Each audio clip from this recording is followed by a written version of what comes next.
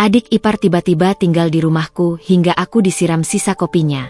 Rupanya aku dianggap pembantu di rumahku sendiri. Halo Bunda, semoga Bunda semuanya dalam keadaan sehat dan bahagia ya. Sebelum masuk ke ceritanya, jangan lupa like, komen dan subscribe channel ini ya. Selamat menonton. Pagi itu, mentari musim kemarau menyelinap lembut melalui jendela kamar, menerpa wajahku dengan hangatnya cahaya yang menjanjikan hari yang tenang.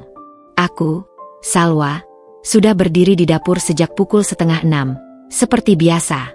Tangan ini dengan cekatan memotong buah-buahan segar untuk sarapan, sementara cerek di kompor mendesis pelan, menandai air yang hampir mendidih. Aroma kopi pilihan Mas Agung, yang baru saja kugiling, mulai membaur dengan wangi roti panggang, menciptakan wewangian sempurna yang selalu menjadi pembuka hari kami. Dari balik pintu kamar, suara suamiku, Mas Agung, sedang bersiap-siap terdengar samar. Ini adalah ritual kami, simfoni kecil kebahagiaan rumah tangga yang berusia 3 tahun ini. Sederhana, tentram, dan sepenuhnya milik kami berdua. Rutinitas yang kucinta dengan sepenuh hati. Sal, kopinya jangan lupa dibuatkan 2 gelas ya. Aku rasa hari ini akan panjang, ucap Mas Agung sambil melintas di belakangku. Dasinya masih belum rapi terikat. Tangannya yang hangat dengan singkat menyentuh pundakku, sebuah isyarat sayang yang membuatku tersenyum. Sudah, Mas. Ini lagi dipending biar nggak terlalu pahit, jawabku, menatapnya dengan lembut. Sarapan juga hampir selesai. Duduk dulu, nanti ikannya gosong kalau ditunda-tunda. Dia mengangguk, senyum kecil mengembang di bibirnya sebelum ia menghilang ke balik koran paginya di meja makan. Suasana hening dan akrab itu seperti selimut nyaman yang menyelimuti kami berdua.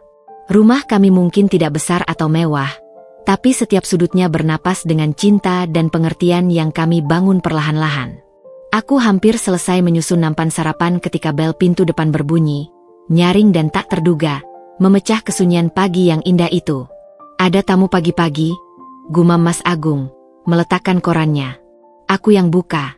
Mas, kataku, berjalan ke pintu sambil melaparkan tangan pada celemek biru kesayanganku. Siapa sangka, di balik pintu itu, berdiri Nabila. Adik iparku itu, 5 tahun lebih muda dariku, dengan gaya yang selalu membuatnya terlihat seperti baru turun dari sampul majalah. Tapi pagi ini, di balik riasan sempurnanya, ada bayangan lelah yang tak bisa disembunyikan. Dan yang paling mencolok, sebuah koper besar beroda berwarna merah menyala, yang dengan angku berdiri di sampingnya seperti pernyataan yang tak diundang. Kak Salwa, sambutnya dengan suara lantang yang terasa dipaksakan untuk terdengar riang. Senyumnya merekah, tapi tak sampai ke matanya yang tajam.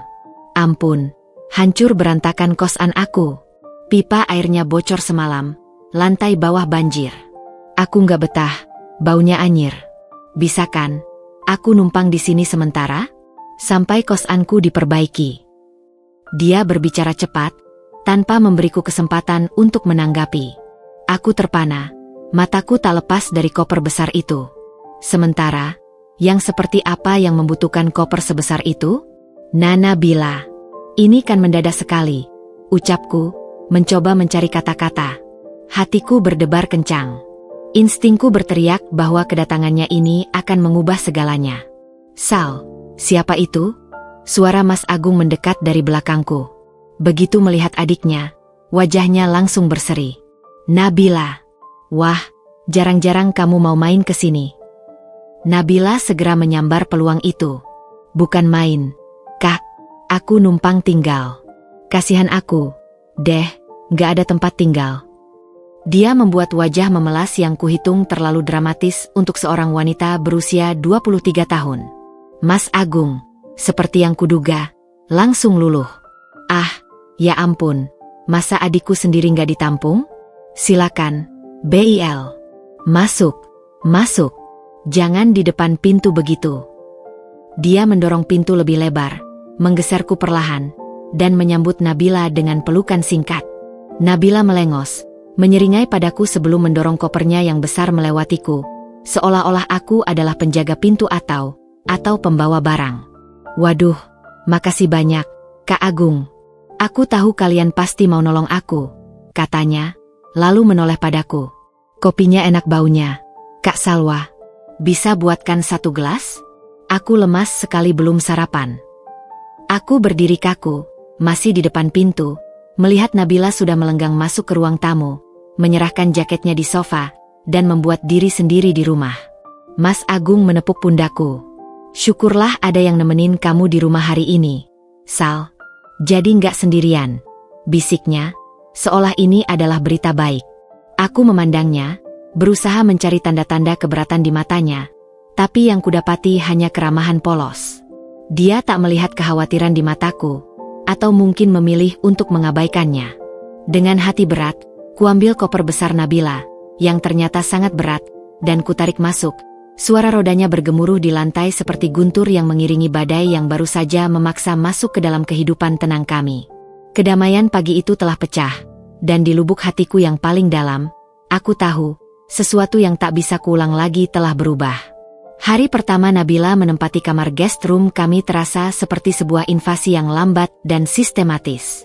Setelah sarapan pagi yang canggung, di mana Nabila dengan lancang mengkritik telur dadar yang kumasak, lebih enak yang sedikit basah, Kak, kayak di hotel. Sementara Mas Agung hanya tersenyum kecut, aku memutuskan untuk mengambil sikap terbaik. Ini hanya sementara, bisikku pada diri sendiri sambil membereskan meja. Aku harus bisa bersikap baik sebagai kakak ipar. Niat itu kukokohkan dalam hati, sebuah tameng untuk melindungi kesabaran yang sudah mulai retak di ujung-ujungnya. Kutawarkan untuk membereskan barang-barangnya, tapi Nabila menolak dengan gelengan kepala. Nggak usah repot-repot, Kak. Aku bisa sendiri. Lagian, aku punya sistem sendiri buat nata barang. Aku mengangguk, lega bahwa setidaknya dia mandiri dalam hal itu. Tapi rasa lega itu cepat menguap ketika, sepulang dari membeli kebutuhan dapur tambahan, kudapati kamar guest room yang tadinya rapi kini berubah menjadi medan perang. Pakaian berhamburan di atas tempat tidur, beberapa tas makeup terbuka di lantai dengan isinya berserakan, dan bau parfum menyengat memenuhi ruangan.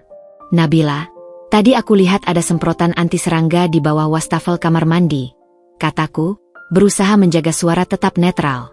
Mungkin bagus buat disemprotin dulu sebelum barang-barang dibuka, biar nggak ada kecoa. Dia melirikku dari balik cermin portabelnya. Ah, nggak perlulah, Kak. Kan kamar ini udah dibersihin sama kamu. Kecoa MAH pasti nggak berani masuk. Senyumnya manis, tapi ada nada merendahkan dalam suaranya. Aku memutuskan untuk tidak memaksanya. Sore harinya, setelah Mas Agung pulang kerja, kami duduk sebentar di ruang tamu. Nabila sudah mandi dan mengenakan piyama mewahnya, duduk memanjang di sofa seperti seorang permaisuri. Gimana, BL? Kamarnya nyaman? Tanya Mas Agung sambil menyalakan TV. Lumayanlah, jawabnya sambil memainkan kukunya. Tapi spring bednya agak keras. Aku kan biasa pakai yang memory foam di kos. Tapi gak apa-apa, deh, yang penting gak kehujanan. Dia terkekeh, tapi baik Mas Agung maupun aku tidak ikut tertawa. Aku memberanikan diri untuk menyentuh topik yang mengganjal. Nabila, tadi aku lihat kamar mandi ada handuk basah di lantai. Kalau bisa ditanggungkan ya, biar nggak lembab dan berjamur. Dia mengangkat alis. Oh, iya? Maaf, Kak. Aku kan lagi buru-buru tadi. Lupa. Tidak ada nada menyesal sama sekali. Tapi kan, Kak Salwa yang urus rumah tangga, ya? Pasti sering-sering cek kamar mandi, jadi bisa langsung angkat kalau ada handuk jatuh. Perkataannya membuatku terdiam.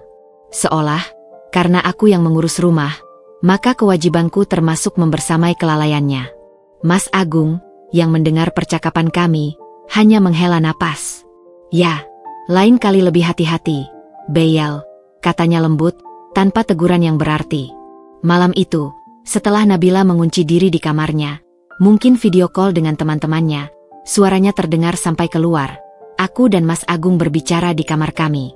Agung, aku sedikit khawatir dengan sikap Nabila. Aku mulai mencoba memilih kata-kata. Dia memang agak ceroboh, Sal. Tapi dia masih muda, jawabnya, melepas kacamatanya. Kamu lihat sendiri, dia sudah bilang kamar mandinya akan lebih diperhatikan. Itu bukan hanya soal handuk, Agung. Itu sikap. Dia berbicara padaku seperti, seperti aku adalah pelayannya. Jangan lebay, Sal, dia membalas, sekarang dengan sedikit ketidaksabaran. Dia cuma anak muda yang sedikit manja. Kamu kan kakak iparnya, harusnya bisa lebih sabar. Tapi ini rumah kita. Aku merasa seperti tidak dihormati. Mas Agung mendekatiku dan memegang pundakku. Aku tahu. Tapi tolong, Sal, untuk aku. Coba bertahan. Dia kan cuma sementara. Beberapa hari saja, sampai kosnya diperbaiki. Matanya memohon. Aku menghela napas panjang, rasa kesal dan pengertian berperang dalam dadaku. Akhirnya, aku mengangguk lesu. Untuk suamiku, untuk kedamaian rumah tangga kami, aku akan mencoba. Tapi ketika aku membaringkan kepala di bantal, bayangan koper merah Nabila dan suaranya yang merendahkan terus mengganggu pikiranku. Beberapa hari, bisikku pada kegelapan. Tapi sesuatu dalam hatiku berkata lain. Ini baru hari pertama, dan batas kesabaranku sudah diuji. Sepertinya, beberapa hari, ini akan terasa seperti keabadian. Hari kedua kehadiran Nabila dimulai dengan insiden kecil yang terasa seperti jarum tajam menusuk kulit. Pagi itu, aku dengan hati-hati menyiapkan sarapan spesial. Nasi goreng dengan telur mata sapi dan sosis kesukaan Mas Agung. Berharap bisa sedikit memperbaiki suasana hatiku yang suram. Udara pagi yang biasanya menenangkan kini terasa tegang. Seolah rumah kami sendiri menahan napas menunggu kehadiran sang tamu istimewa. Aku bahkan membuatkan teh lemon hangat untuk Nabila, mengingat komentarnya tentang kopi yang terlalu pahit kemarin. Setiap tindakanku sekarang kuukur dengan hati-hati, seperti berjalan di atas telur, takut memicu kritik baru darinya. Pukul 7:30, Nabila akhirnya muncul dari kamarnya. Rambutnya dikuncir acak-acakan, wajahnya masih tampak mengantuk. Dia menguap lebar sebelum menjatuhkan dirinya di kursi makan. Wah, nasi goreng, gumamnya tanpa antusias. Aku lagi pengen yang berkuah, sih, tapi gak apa-apa deh. Mas Agung yang sedang asyik dengan nasinya melirik adiknya. Sarapan berat itu bagus, Beyel. Nanti kamu bisa konsentrasi cari tukang buat kosanmu. Oh, iya, katanya seolah baru teringat.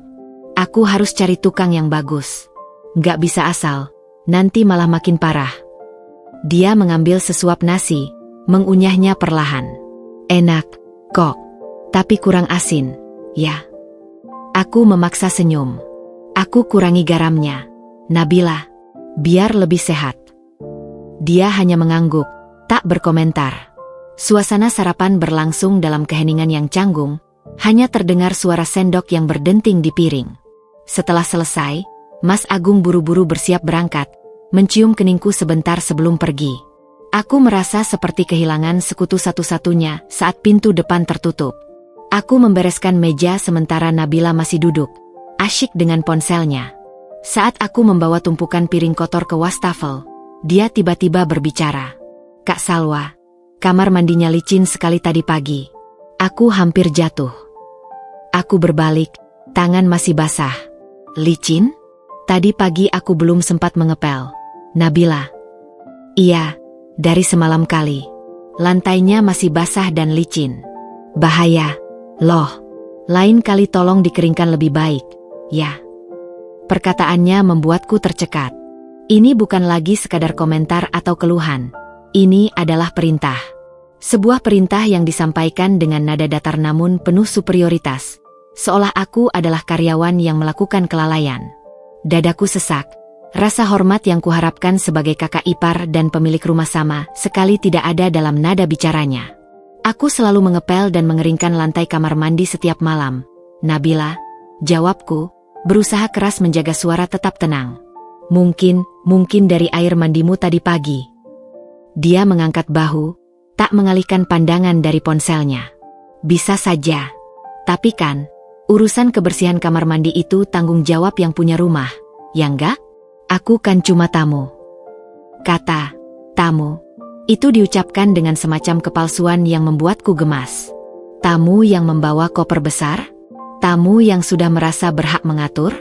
Aku menarik napas dalam. Aku akan lebih hati-hati lagi mengepelnya.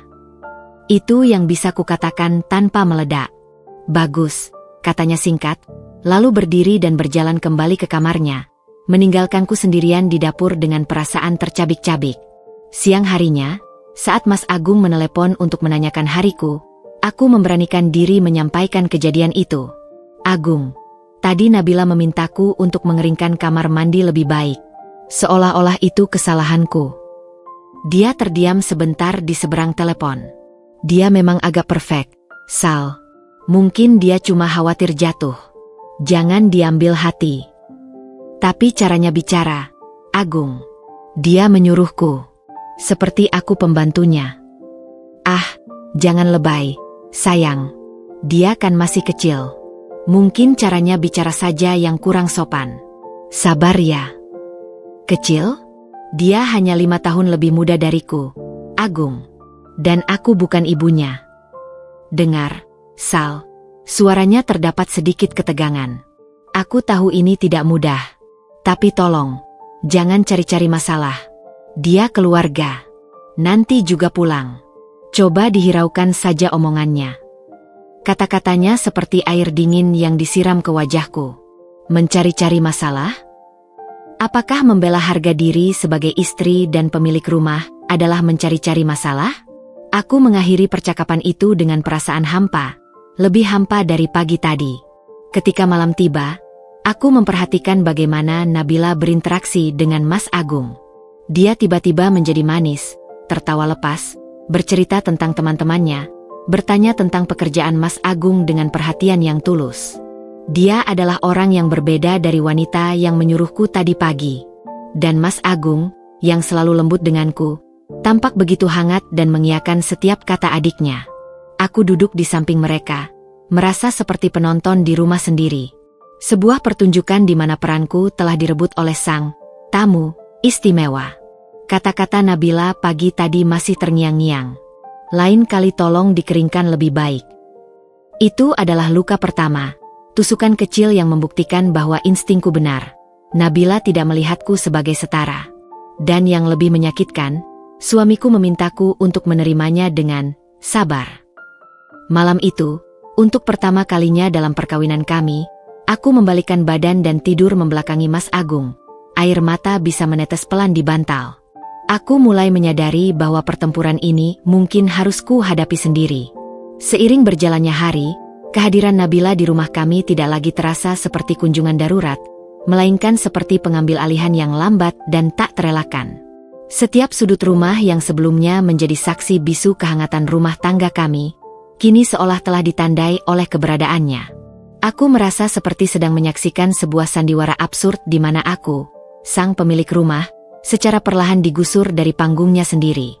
Peran sebagai tamu, yang dia klaim telah bergeser menjadi sesuatu yang lebih dominan, lebih menguasai, dan yang paling menyakitkan, seolah mendapat restu diam-diam dari Mas Agung.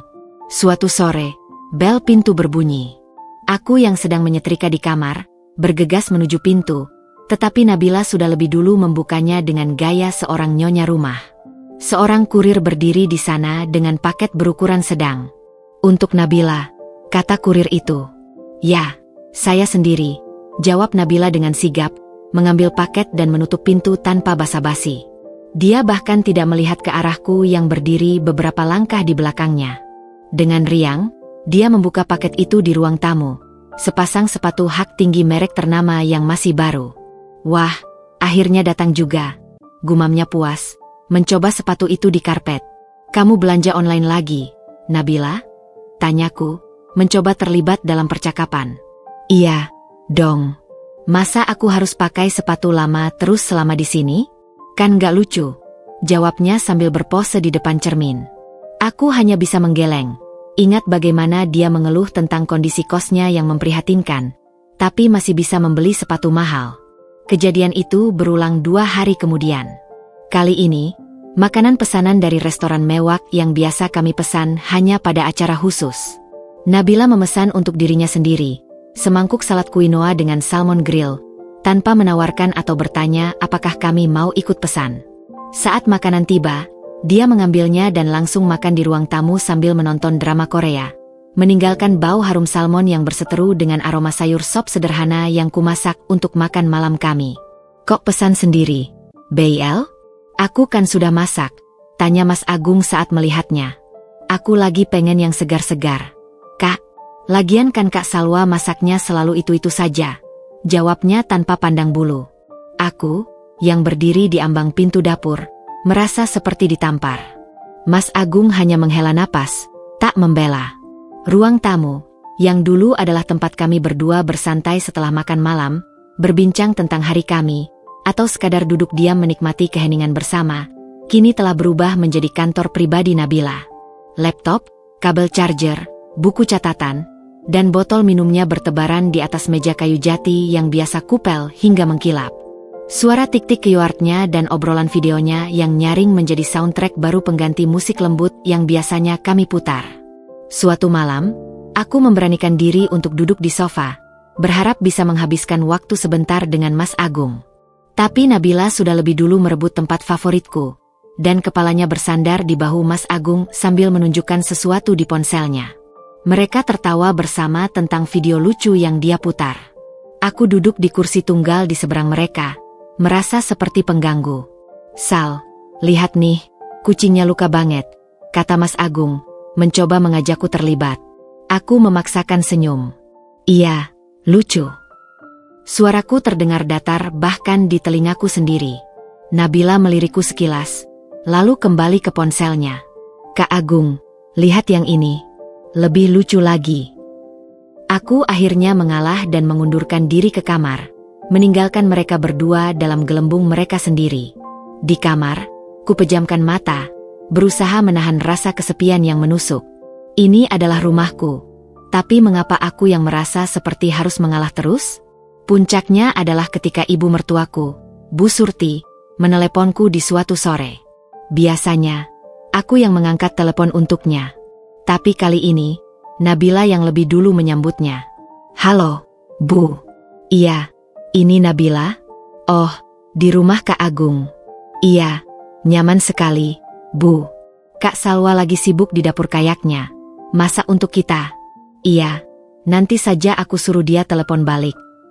Dia berbicara dengan lancar, seolah-olah dialah yang mengatur jadwal rumah tangga ini. Aku berdiri di dapur, tangan bergetar memegang spatula. Dia tidak hanya mengambil alih ruang fisik, tapi juga peran sosialku sebagai istri dari anaknya. Dia menjadi penghubung antara ibu mertuaku dan rumah tangga kami, sebuah posisi yang seharusnya menjadi tugasku. Setelah telepon selesai, dia berjalan ke dapur. Tadi ibu telepon, Kak, katanya mau nitip belanja. Tapi aku bilang kamu lagi sibuk, jadi nanti saja kamu telepon balik. Aku tidak sibuk-sibuk amat, Nabila. Lain kali biarkan aku yang jawab telepon ibu. Wah, maaf. Aku kira kamu lagi repot. Lagian kan aku juga anaknya, jadi nggak apa-apa kan? Senyumnya tipis, tapi matanya menantang. Malam itu, saat berdua dengan Mas Agung di kamar, aku mencoba lagi.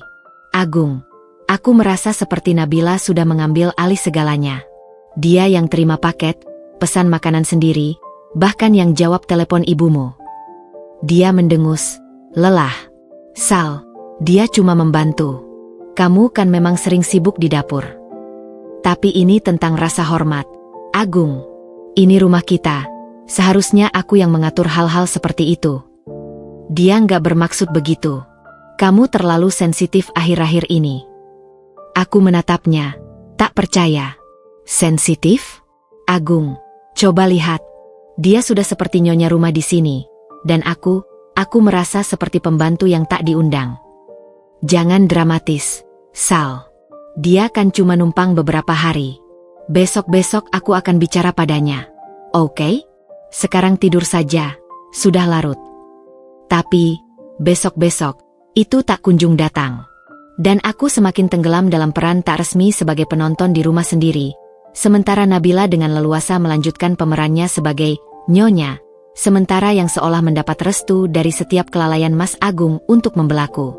Setiap harinya terasa seperti pengasingan, dan aku mulai bertanya-tanya, sampai kapan aku harus bertahan dalam sandiwara yang menyakitkan ini? Perasaan terasing yang kurasakan di rumah sendiri mulai berubah menjadi sebuah kepedihan yang dalam dan menusuk, terutama karena sumber luka itu bukan hanya datang dari Nabila, tetapi juga dari Mas Agung, satu-satunya orang yang seharusnya menjadi tempatku berlindung.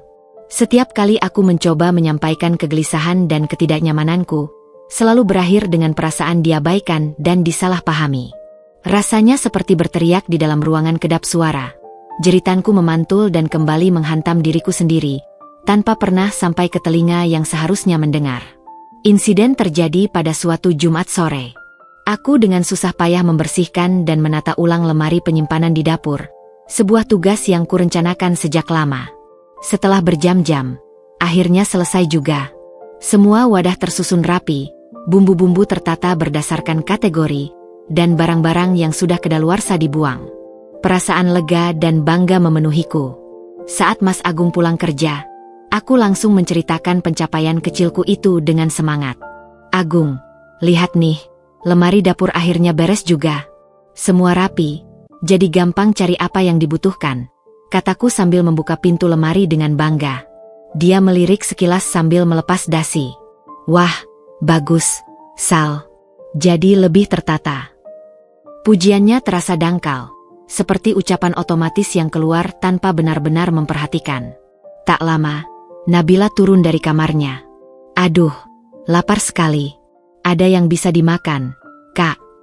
"Tadi aku baru bersihin lemari ini, Nabila. Sekarang lebih gampang cari makanannya," jawabku, masih berusaha membagikan kebanggaanku. Dia mendekat dan membuka lemari, matanya menyorot tajam. Tapi kenapa toples kacangnya ditaruh di sini? Lebih enak kalau di rak atas, kan?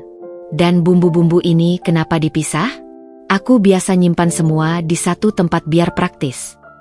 Tangannya yang lancang mulai menggeser-geser beberapa barang. Aku atur ulang sedikit. "Ya, Kak, biar lebih efisien." Sebelum sempat kuprotes, dia sudah mulai memindahkan barang-barang yang baru saja kususun rapi selama berjam-jam. Aku membeku, tak percaya dengan kelancangannya. Mataku mencari Mas Agung, memohon dukungan. "Biarkan saja, Sal," bisik Mas Agung sambil mengambil air minum. Dia mungkin memang lebih tahu soal menata dapur. Perkataannya seperti pisau yang mengoyak-oyak hatiku. Lebih tahu? Dia bahkan tidak pernah tinggal di rumah ini. Aku yang setiap hari mengurus dapur ini. Tapi protesku hanya berakhir di dalam hati. Aku menyaksikan Nabila dengan leluasa mengacak-acak susunan lamiku, menggantinya dengan sistem barunya yang justru menurutku kurang praktis. Dan suamiku hanya diam, seolah ini adalah hal yang wajar. Malam harinya, setelah Nabila kembali ke kamarnya, aku mencoba lagi berbicara pada Mas Agung dengan suara bergetar. "Kamu lihat kan tadi, Agung? Aku sudah berjam-jam membereskan lemari itu, lalu dia seenaknya mengatur ulang, dan kamu malah membiarkannya." Dia menghela napas panjang, seperti seorang ayah yang lelah mendengar anaknya mengeluh. "Salwa, tolong." Dia cuma mencoba membantu. Memangnya salah kalau dia ingin ikut menata? Ini bukan tentang menolong, Agung. Ini tentang menghormati usaha dan ruang orang lain. Ini rumahku, tapi aku merasa tidak punya kuasa atas apapun di sini. "Rumah kita," koreksinya dengan nada kesal. "Dan dia adalah keluarga." "Keluarga, Salwa. Harus selalu ada konflik seperti ini." "Aku yang membuat konflik? Kamu tidak melihat bagaimana dia memperlakukan aku? Seperti aku tidak ada, seperti pendapatku tidak penting." Dia berdiri dan berjalan ke jendela, membelakangiku. "Aku lelah, Sal. Lelah dengan pertengkaran ini setiap hari. Setiap aku pulang kerja, yang kudengar hanya keluhanmu tentang Nabila." Dia memang sedikit keras kepala, tapi dia tidak bermaksud jahat. "Sedikit keras kepala? Agung," dia merendahkanku. "Dan kamu tidak melakukan apa-apa." Suaraku mulai meninggi, air mata mulai menggenang. Dia berbalik, wajahnya masam. "Apa yang kau ingin aku lakukan? Mengusir adikku sendiri? Membuatnya merasa tidak diinginkan? Dia sedang dalam masalah dengan kosnya, dan kita adalah keluarganya. Tapi aku adalah istrimu. Seharusnya kamu membelaku, mendukungku. Dan aku juga kakaknya. Aku tidak bisa memilih salah satu," teriaknya sekarang, membuatku terkejut. "Kau minta aku untuk selalu memihakmu, tapi kau tidak mau memahami posisiku. Pertanyaan itu menggantung di udara seperti racun. Aku memandangnya, pria yang kucintai, yang kukira akan selalu ada di pihakku, kini berdiri di seberang, mempertanyakan kesetiaanku padanya. Rasanya seperti dikhianati. Aku hanya ingin dihormati di rumah sendiri, bisikku, suaraku parau. Dan hormat itu harus kupaksakan dengan mengusir adikku, jawabnya dengan nada sinis. Cobalah lebih memahami, Sal. Lebih sabar. Dia tidak akan tinggal selamanya di sini. Dia meninggalkanku sendirian di ruang tamu, pergi ke kamar mandi. Aku terduduk lemas di sofa, perasaan hampa dan terluka menyelimutiku. Kata-katanya, kau tidak mau memahami posisiku, terus bergema di kepalaku. Selama ini, aku pikir kami adalah satu tim, satu kesatuan. Tapi kini aku menyadari, dalam konflik ini, aku berjuang sendirian. Aku menatap foto pernikahan kami di dinding, di mana kami berdua tersenyum bahagia, dipenuhi harapan untuk masa depan. Kini, senyuman itu terasa seperti kenangan yang sangat jauh. Rumah yang seharusnya menjadi tempat berlindung, telah berubah menjadi medan perang di mana aku tidak memiliki sekutu. Dan luka yang paling menyakitkan bukanlah yang diberikan oleh Nabila, tetapi pengabaian dari orang yang paling kupercaya untuk melindungiku. Pagi itu, langit di luar jendela tampak kelabu, seolah turut berduka atas apa yang akan terjadi di dalam rumah kami. Suasana hatiku sudah berat sejak bangun tidur. Percakapan dengan Mas Agung semalam masih terngiang-ngiang, meninggalkan luka yang dalam.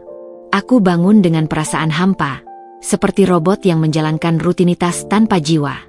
Aroma kopi yang biasanya menenangkan, pagi ini terasa pahit dan menusuk hidung, seakan mencerminkan kepahitan yang menggenang di dadaku. Nabila sudah duduk di meja makan ketika aku selesai menyiapkan sarapan. Wajahnya segar dengan riasan sempurna, kontras dengan wajahku yang pucat dan mata yang sedikit bengkak. Kak Salwa, kopi susunya jangan lupa yang manis ya hari ini. Tadi malam aku mimpi buruk, butuh energi positif, pintanya tanpa basa-basi. Aku mengangguk lesu. Sebentar, lagi diseduh. Dengan tangan gemetar, kubuatkan kopi susu seperti yang dia minta. Butiran kopi bercampur dengan susu dan gula, menciptakan warna coklat krimi yang biasanya menenangkan. Tapi hari ini, aktivitas sederhana ini terasa seperti menyiapkan racun untuk diriku sendiri. Kuletakkan gelas itu di depan Nabila yang sudah asyik dengan ponselnya. Kemungkinan sedang video call dengan salah satu temannya karena aku mendengar suara cekikikan dari earphone-nya. Aduh, maaf teman-teman, sebentar ya. Pembantu di sini baru kasih kopi, katanya ke ponselnya. Suaranya jelas terdengar. Kata pembantu, itu membuat napasku sesaat tercekat. Tapi aku memilih untuk mengabaikannya, berusaha keras menahan air mata yang sudah di ujung mata. Aku mengambil sapu dan mulai menyapu lantai ruang tamu, berusaha fokus pada aktivitas fisik daripada luka di hati. Setiap sapuan kuusahakan kuat-kuat, seolah bisa menyapu bersih semua penghinaan dan rasa tidak dihargai yang kurasakan selama ini. Lantai keramik putih yang kusuka akhirnya bersih mengkilap. Aku berdiri sebentar, melihat hasil kerjaku dengan perasaan lega kecil. Setidaknya ada satu hal yang masih bisa kukendalikan di rumah ini, kebersihan. Aku kemudian berjalan menuju dapur untuk mengembalikan sapu, harus melewati ruang tamu tempat Nabila masih duduk. Saat aku melintas di depannya, terjadi sesuatu yang membuatku membeku seketika. Dengan gerakan yang sangat santai, hampir seperti gerakan refleks, Nabila mengangkat gelas kopi susunya yang hampir habis. Tanpa perubahan ekspresi di wajahnya, tanpa sekilas pun menatapku, dia menyiramkan sisa kopi yang pekat dan penuh butiran itu ke lantai yang baru saja ku sapu bersih. Cairan coklat kehitaman menyebar dengan cepat, membentuk genangan tidak beraturan di lantai keramik putih. Butiran kopi yang tidak larut beterbangan dan menempel di permukaan yang masih basah, seperti noda hitam pada kanvas bersih. Aku berdiri terpaku, tidak percaya dengan apa yang baru saja terjadi. Biar nggak berdebu, ucap Nabila dengan suara datar, tanpa menoleh, sambil tetap berbicara dengan temannya di telepon. Iya, sama pembantu di sini. Kata pembantu, untuk kedua kalinya, diucapkan dengan begitu mudahnya, seolah itu adalah sebutan yang wajar untukku. Kali ini, kata itu tidak hanya menusuk, tetapi merobek-robek harga diriku yang sudah compang-camping. Dunia seakan berhenti berputar. Aku bisa mendengar detak jantungku yang keras di telinga, berdebar kencang seperti drum perang. Mataku tak bisa lepas dari genangan kopi yang semakin melebar, menyatu dengan air yang digunakan untuk mengepel lantai tadi. Butiran kopi yang menempel itu seperti metafora sempurna untuk noda yang ditinggalkan Nabila dalam kehidupan kami. Kotor, sulit dibersihkan, dan mengubah segala sesuatu yang tadinya bersih menjadi kotor. Air mata yang selama ini kutahan akhirnya menetes. Bukan air mata sedih, tapi air mata kemarahan, rasa terhina, dan kepedihan yang begitu dalam sehingga terasa seperti fisikku terluka. Tubuhku gemetar, tidak bisa bergerak, terpaku menyaksikan simbol penghinaan yang begitu nyata di depan mata. Pembantu. Kata itu bergema di kepalaku, mengingatkanku pada setiap perintah Nabila, setiap kritiknya, setiap kali dia mengatur ulang barang-barang di rumahku. Dan yang paling menyakitkan, setiap kali Mas Agung memintaku untuk sabar dan memahami. Genangan kopi itu bukan lagi sekadar cairan coklat di lantai. Itu adalah pengingat betapa tidak berdayanya aku di rumah sendiri. Itu adalah bukti nyata bahwa dalam mata Nabila, aku tidak lebih dari pelayan yang bisa diperlakukan semena-mena. Dan yang paling menghancurkan, itu adalah simbol dari kegagalanku membuat suamiku melihat penghinaan yang selama ini terjadi di depan matanya.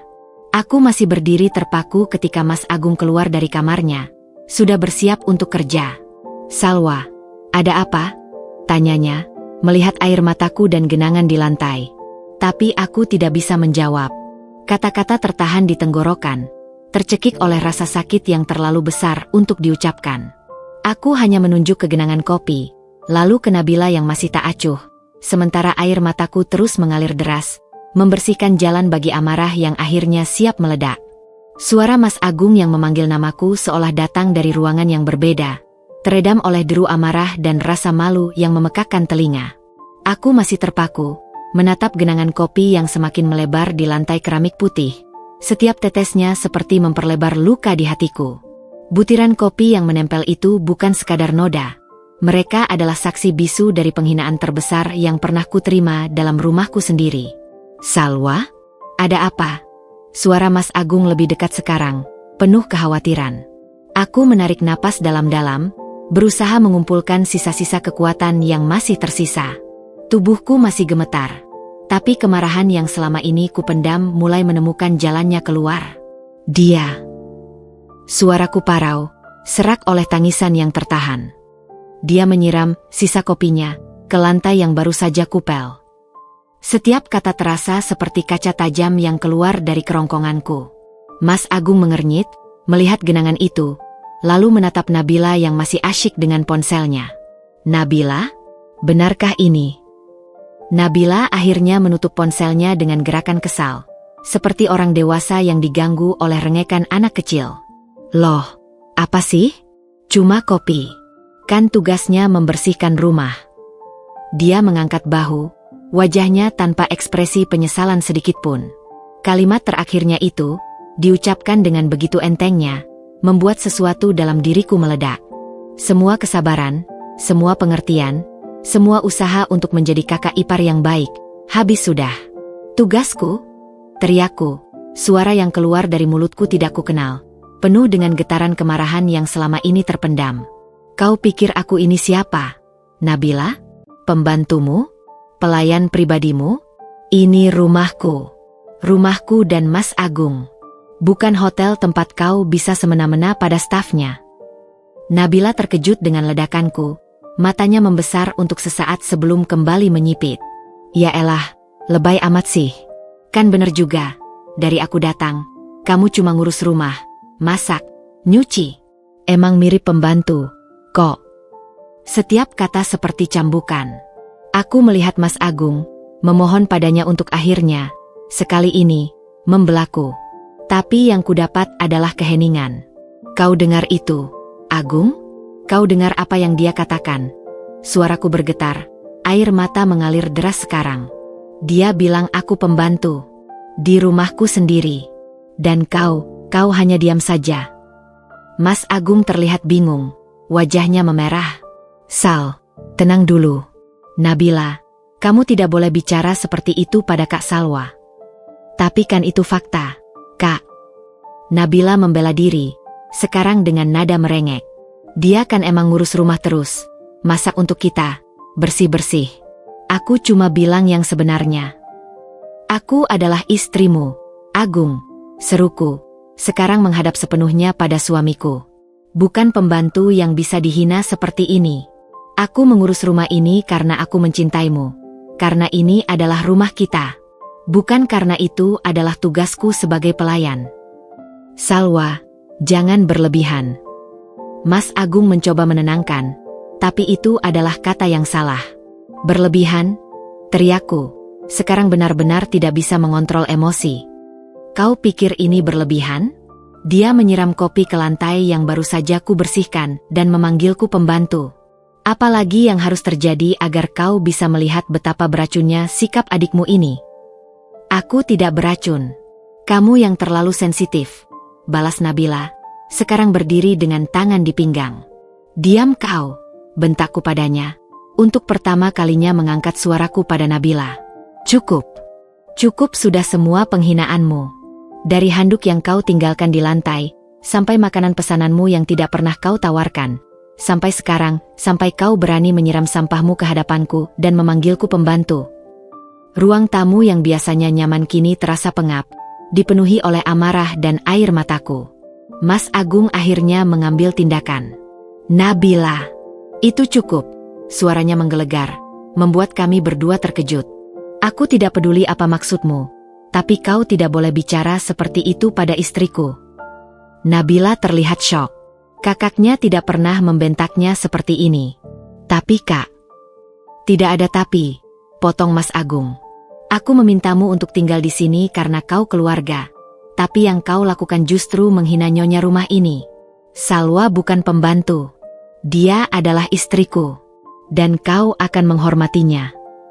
Untuk pertama kalinya sejak konflik ini mulai, aku melihat kemarahan sejati di mata Mas Agung. Tapi entah mengapa, bukannya lega, aku justru merasa hancur. Butuh penghinaan sebesar ini untuk akhirnya membuatnya membelaku.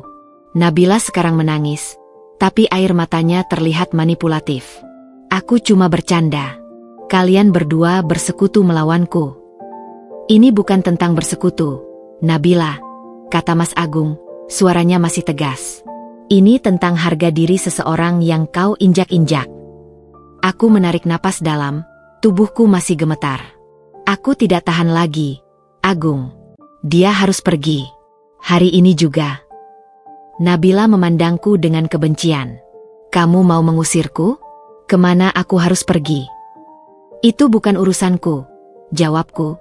Suaraku lebih tenang sekarang tapi penuh ketegasan. Kau punya teman, kau punya uang untuk beli sepatu mahal dan makanan restoran. Cari tempat lain. Tapi tidak di sini. Tidak lagi. Mas Agung melihatku, dan untuk pertama kalinya, dia tidak mencoba membela adiknya. Dia mengangguk pelan, wajahnya penuh penyesalan. Nabila, pack barangmu. Kau tidak bisa tinggal di sini lagi. Ledakan amarahku mungkin telah reda, tapi luka yang ditinggalkan terasa lebih dalam dari genangan kopi manapun. Dan kali ini, aku tahu, sesuatu dalam rumah tangga kami telah berubah selamanya. Ruang tamu yang biasanya dipenuhi kehangatan keluarga kini terasa seperti medan perang yang baru saja dilanda badai. Genangan kopi di lantai masih membekas, noda coklat pekat yang mengering perlahan, menjadi pengingat permanen dari penghinaan yang baru saja terjadi. Suasana tegang menggantung di udara, begitu pekatnya hingga hampir bisa dihirup. Aku berdiri dengan tubuh masih gemetar.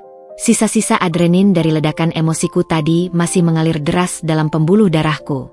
Mataku tak lepas dari Nabila, yang kini wajahnya merah padam oleh kombinasi rasa malu dan kemarahan. Kak Agung, kamu serius? Rengek Nabila, air matanya, entah asli atau palsu, mengalir deras. Mau mengusir adikmu sendiri? Hanya karena dia. Tangannya menunjuk ke arahku dengan gerakan kasar. Jangan tunjuk aku, bentakku, suaraku masih meninggi oleh emosi. Dan jangan salahkan aku untuk ini. Kau yang membawa segalanya sampai ke titik ini dengan sikapmu yang menjijikkan.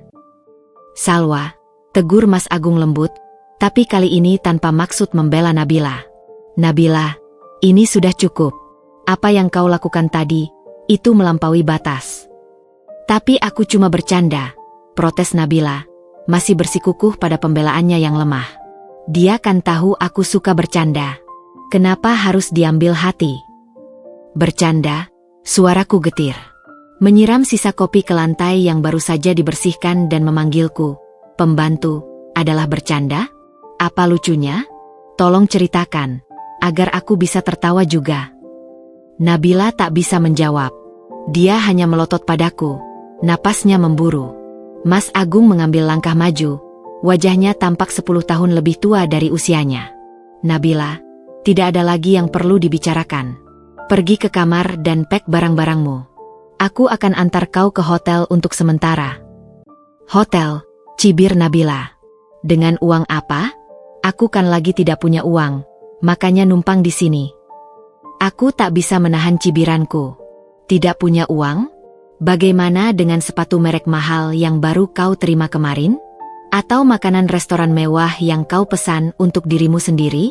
Uang untuk itu ada, tapi untuk hotel tidak." Dia terperangkap. Wajahnya memerah. Itu kebutuhan. Dan tempat tinggal bukan kebutuhan. Balasku, tak memberi ampun. Hari ini, setelah segalanya, aku memutuskan untuk tak lagi menjadi orang yang baik. Kebaikanku selama ini hanya ditelanjangi dan diinjak-injak. Sudah cukup. Mas Agung memotong. Suaranya tegas, penuh wibawa yang jarang kudengar. "Nabila, aku akan bayarkan hotelmu untuk 2 malam. Itu saja. Setelah itu, kau urus sendiri. Kau wanita dewasa, bukan anak kecil yang harus dimanja terus." Mata Nabila membesar, terkejut dengan ketegasan kakaknya. "Kak, kamu tega." "Bukan tentang tega, Nabila. Ini tentang konsekuensi," bentak Mas Agung, sekarang benar-benar kehilangan kesabaran. "Aku sudah memperingatkanmu berkali-kali untuk menghormati Salwa, tapi kau tak pernah dengarkan. Sekarang kau harus menerima hasil dari perbuatanmu." Aku menarik napas dalam, berusaha menenangkan diri. Melihat Mas Agung akhirnya mengambil sikap tegas membawa perasaan lega yang pahit.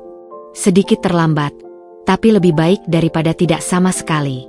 "Aku tidak akan lupa ini," bisik Nabila dengan suara penuh racun.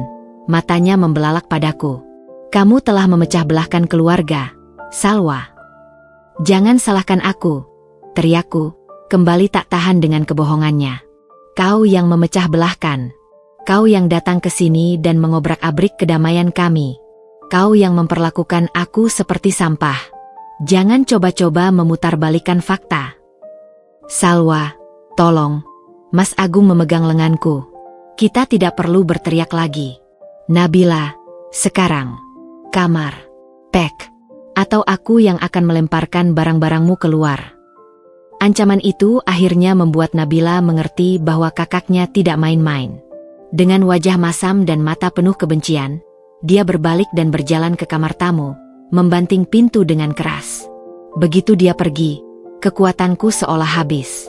Lututku terasa lemas, dan aku hampir terjatuh jika Mas Agung tidak menangkapiku. "Salwa," bisiknya, memelukku erat. Aku tidak tahu harus berkata apa. Aku minta maaf. Aku seharusnya tidak membiarkan ini terjadi." Aku mendesah, lelah sekali. Kenapa butuh waktu sampai dia menyiram kopi ke wajahku, ke harga diriku, baru kau bertindak, Agung? Kenapa? Dia menggeleng, wajahnya penuh penyesalan. Aku bodoh. Aku pikir dia hanya sedang manja dan akan membaik. Aku tidak menyangka dia akan sejauh ini. Kami duduk di sofa dalam diam. Sementara dari kamar tamu terdengar suara berisik, laci dibanting, lemari dibuka tutup dengan kasar. Nabila sedang mengeluarkan amarahnya melalui barang-barangnya. Kurang lebih 20 menit kemudian, dia keluar dengan koper besarnya yang berwarna merah. Wajahnya masih merah, tapi sekarang lebih terkontrol. "Kau bahagia sekarang?" hardiknya padaku.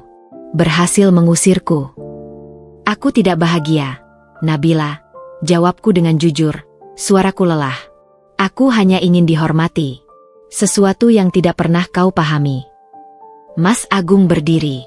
"Ayo, aku antar kau ke hotel terdekat." Dia mengangguk. tak lagi membantah. Saat mereka berjalan ke pintu, Nabila berbalik sekali lagi. Aku akan telepon ibu. Dia perlu tahu bagaimana kalian memperlakukan aku. Lakukan saja, jawab Mas Agung dengan tenang. Aku akan dengan senang hati menceritakan versi yang sebenarnya kepada ibu. Pintu tertutup, meninggalkanku sendirian di ruang tamu yang berantakan. Genangan kopi masih ada di lantai, tapi sekarang terasa seperti kemenangan kecil yang pahit. Aku melihat sekeliling rumahku, rumah yang seharusnya menjadi tempat perlindungan, tapi baru saja menjadi medan perang. Aku mengambil lap dan mulai membersihkan genangan itu. Butiran kopi sulit dihilangkan, menempel kuat di sela-sela keramik. Seperti luka yang ditinggalkan Nabila, butuh waktu dan usaha lebih untuk membersihkannya sepenuhnya. Ketika Mas Agung kembali 1 jam kemudian, aku masih duduk di lantai, menatap noda kopi yang sudah memudar tapi belum sepenuhnya hilang. Dia sudah di hotel, katanya, duduk di sebelahku. Aku minta maaf, Salwa. Sungguh. Aku mengangguk, tapi tidak bisa berkata-kata. Pengusiran ini terasa seperti kemenangan. Tapi mengapa hatiku masih terasa begitu hancur? Mungkin karena aku tahu, ini bukan akhir. Dengan seorang seperti Nabila, ini mungkin hanya gencatan senjata sementara sebelum perang berikutnya dimulai. 3 hari setelah kepergian Nabila, rumah kami perlahan-lahan mulai kembali ke ritme normalnya. Aroma pagi kembali terasa menenangkan, tanpa diwarnai oleh permintaan atau kritik yang menusuk. Lantai kamar mandi tetap kering, handuk-handuk bersih tergantung rapi di tempatnya, dan ruang tamu kembali menjadi tempatku dan Mas Agung menghabiskan waktu berdua di malam hari. Namun, kedamaian yang kami rasakan terasa rapuh, bagaikan kaca tipis yang siap retak oleh getaran sekecil apapun. Aku masih merasakan sisa-sisa kepahitan di lidah, seperti aftertaste dari kopi yang terlalu pekat, dan genangan kopi di lantai meski sudah kugosok berulang kali, masih meninggalkan bayangan samar yang seolah mengingatkanku pada penghinaan itu. Mas Agung berusaha keras memperbaiki keadaan. Dia pulang lebih awal, membawa makanan favoritku, dan membantu membereskan rumah tanpa diminta. Tapi ada jarak antara kami, sebuah keheningan yang canggung yang mengisi ruang-ruang kosong yang ditinggalkan oleh Nabila. Setiap kali matanya menatapku, aku melihat penyesalan yang dalam, tapi juga sebuah kekhawatiran yang tak terucap. Sal, aku pesan martabak Mesir kesukaanmu, katanya suatu malam, menatapku penuh harap. Terima kasih, Mas, jawabku pendek, tersenyum tipis. Aku berusaha memaafkan, tapi lukanya masih terlalu segar. Kamu masih marah padaku, ya? Tanyanya lembut, tangannya meraih tanganku. Aku menghela napas. Bukan marah, Agung. Tapi, sedih. Sedih karena butuh kejadian seburuk itu untuk membuatmu melihat apa yang sebenarnya terjadi. Dia mengangguk, wajahnya muram. Aku tahu. Aku bersikap bodoh. Aku biarkan ikatan darah membutakan mataku. Percakapan kami terputus oleh dering teleponnya. Dari layar, kulihat foto Bu Surti, ibu mertuaku, berkedip-kedip. Wajah Mas Agung berubah, sedikit tegang. Dia mengangkat teleponnya. Ibu, katanya, berusaha terdengar riang. Suara Bu Surti di seberang sana begitu nyaring, hingga bisa kudengar dari tempatku duduk. Agung, apa maksudmu mengusir adikmu sendiri ke hotel? Dia menelponku sambil menangis. Katanya Salwa tidak mau dia tinggal di rumahmu lagi. Mas Agung menarik napas dalam. Ibu, biar aku jelaskan. Jelaskan apa? Sela Bu Surti, suaranya semakin tinggi. Dia adikmu, satu-satunya. Dan kau pilih istrimu daripada darah dagingmu sendiri? Dia bilang Salwa yang memaksamu untuk mengusirnya. Aku membeku, darah seolah membeku di pembuluh. Nabila tidak hanya mengadu, tapi juga memutarbalikkan fakta. Ibu, potong Mas Agung, suaranya tegas. Itu tidak benar. Nabila yang bersalah. Dia menghina Salwa habis-habisan. Menghina? Apa? Hanya karena sedikit kritik? Nabila bilang Salwa terlalu sensitif. Dia cuma bercanda. Aduh, ibu, suara Mas Agung mulai kesal. Bercanda menyiram sisa kopi ke lantai yang baru saja dipel dan memanggil Salwa, pembantu? Itu namanya bercanda. Ada hening sejenak di seberang sana. Dia bilang begitu. Ya, dan itu baru puncaknya saja, Ibu. Dari dia datang, dia perlakukan Salwa seperti pelayan. Salwa sudah sangat sabar. Tapi, masa dia harus diusir? Tidak bisa didamaikan saja? Kan masih keluarga. Keluarga harusnya saling menghormati, Ibu. Bukan saling menghina, jawab Mas Agung dengan tegas. Tapi kulihat keraguan di matanya. Tekanan dari ibunya jelas terasa. Aku ingin bicara dengan Salwa, pinta Bu Surti tiba-tiba. Jantungku berdebar kencang. Mas Agung menatapku, menanyakan dengan pandangan mata. Aku mengangguk pelan. Salwa di sini, Ibu. Aku serahkan teleponnya. Halo, Ibu, kataku, berusaha terdengar tenang. Salwa, sayang. Suara Bu Surti sekarang lebih lembut, tapi masih ada teguran halus di baliknya. Apa benar Nabila harus diusir? Tidak ada jalan lain? Dia kan masih muda, masih harus banyak belajar. Aku menarik napas. Ibu, ini bukan tentang usia. Ini tentang sikap. Aku sudah coba bersabar, coba memahami. Tapi Nabila, dia tidak menghormati aku sebagai kakak ipar, apalagi sebagai nyonya rumah. Dia bilang dia cuma bercanda, sayang. Memanggil seseorang, pembantu, dan menyiram kotoran di hadapannya bukan bercanda, Ibu. Itu penghinaan. Suaraku sedikit bergetar mengingat kejadian itu. Bu Surti terdiam lagi. Aku mengerti perasaanmu, Salwa. Tapi sebagai keluarga, kita harus bisa memaafkan. Bagaimana kalau Nabila kembali dan meminta maaf? Aku jamin dia akan berubah. Aku memandang Mas Agung. Di matanya, kulihat harapan yang sama. Dia ingin konflik ini selesai, ingin keluarganya rukun kembali. Tapi apakah mungkin? Ibu, kataku, hati-hati memilih kata. Aku butuh waktu. Lukanya masih terlalu fresh. Tapi dia tidak bisa tinggal di hotel terus. Salwa, itu bukan tempat yang baik untuknya. Dia keluarga, Salwa, keluarga kita. Kata-kata itu menggantung berat di udara. Keluarga kita. Seolah dengan menikahi Mas Agung, aku harus menerima segala kekurangan keluarganya, termasuk penghinaan dari adiknya. Beri kami waktu, Ibu. Mas Agung mengambil alih telepon. Aku akan bicara dengan Salwa. Kami akan putuskan sesuatu. Setelah menutup telepon, dia menatapku. Dia bilang akan minta maaf. Sal, mungkin kita bisa kasih dia kesempatan sekali lagi? Dengan perjanjian yang jelas. Aku memandangnya, perasaan campur aduk. Di satu sisi, aku ingin percaya bahwa Nabila bisa berubah. Di sisi lain, instingku berteriak bahwa ini adalah kesalahan. Kau yakin, Agung? Kau yakin dia akan berubah? Atau kau hanya tidak tahan dengan tekanan dari ibumu? Dia tak langsung menjawab. Itu sudah merupakan jawaban sendiri. Sal, dia keluarga.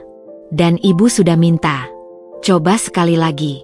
Kalau masih sama, aku janji akan bertindak tegas. Janji. Kata yang sama yang diucapkannya sebelum Nabila datang. Dan ternyata tidak bisa ditepati. Tapi melihat matanya yang memohon, dan mengingat kata-kata Bu Surti tentang keluarga, aku merasa terjepit. Baik, akhirnya kukatakan, suaraku hampir berbisik. Tapi dengan perjanjian. Aku yang buat aturannya. Wajah Mas Agung berseri. Tentu, sayang. Apa saja. Tapi hatiku berat. Ini bukan kemenangan. Ini adalah gencatan senjata yang dipaksakan. Aku melihat ke jendela. Langit sudah gelap.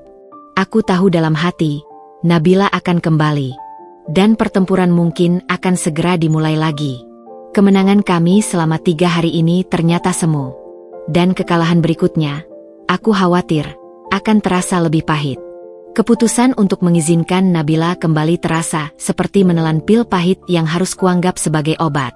Seminggu setelah telepon dari Bu Surti, dia akhirnya datang kembali. Diantar oleh Mas Agung yang berwajah campur aduk antara harap dan bersalah. Aku berdiri di belakangnya, tangan berkeringat, berusaha mempersiapkan mental untuk pertemuan yang tak kuinginkan ini. Pintu terbuka. Nabila berdiri di sana, dengan koper merah yang sama.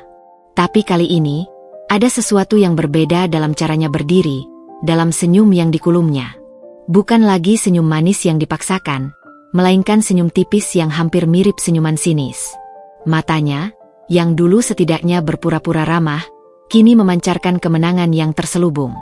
Dia tahu bahwa tekanan dari ibunya berhasil memaksanya kembali ke sini. "Kak Salwa," ucapnya, dengan nada datar. "Aku minta maaf untuk insiden waktu itu." Kalimat itu diucapkan tanpa jiwa, seperti dialog yang dihafal tanpa pemahaman maknanya. Tidak ada kontak mata, tidak ada ketulusan.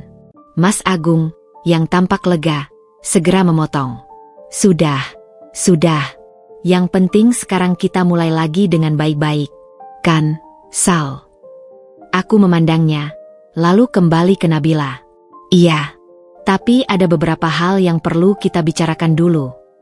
Suaraku tegas, sesuai perjanjian bahwa aku yang akan menetapkan aturan. Kami duduk di ruang tamu. Suasana tegang. Nabila duduk bersila, sibuk dengan ponselnya, seolah pertemuan ini tidak penting. "Nabila, tolong perhatian sebentar," kataku. Dia mengangkat kepala dengan malas. "Kau boleh tinggal di sini, tapi dengan syarat. Pertama, kau harus menghormatiku sebagai kakak ipar dan nyonya rumah ini. Tidak ada lagi perintah, kritik, atau komentar yang merendahkan." Dia mendengus pelan. "Iya." "Kedua, kau bertanggung jawab atas kebersihan dan kerapian kamarmu sendiri. Aku bukan pembantumu." "Tapi kan aku tamu," protesnya lemah. "Tamu yang membawa koper besar dan tinggal mingguan? Itu bukan tamu, Nabila. Itu penghuni," jawabku tajam. "Ketiga, untuk urusan keluarga, seperti telepon dari ibu, biarkan aku atau Mas Agung yang menanganinya. Kau fokus saja pada urusanmu memperbaiki kos." Wajahnya merah, tapi dia mengangguk. "Oke, apa lagi?" "Itu dulu.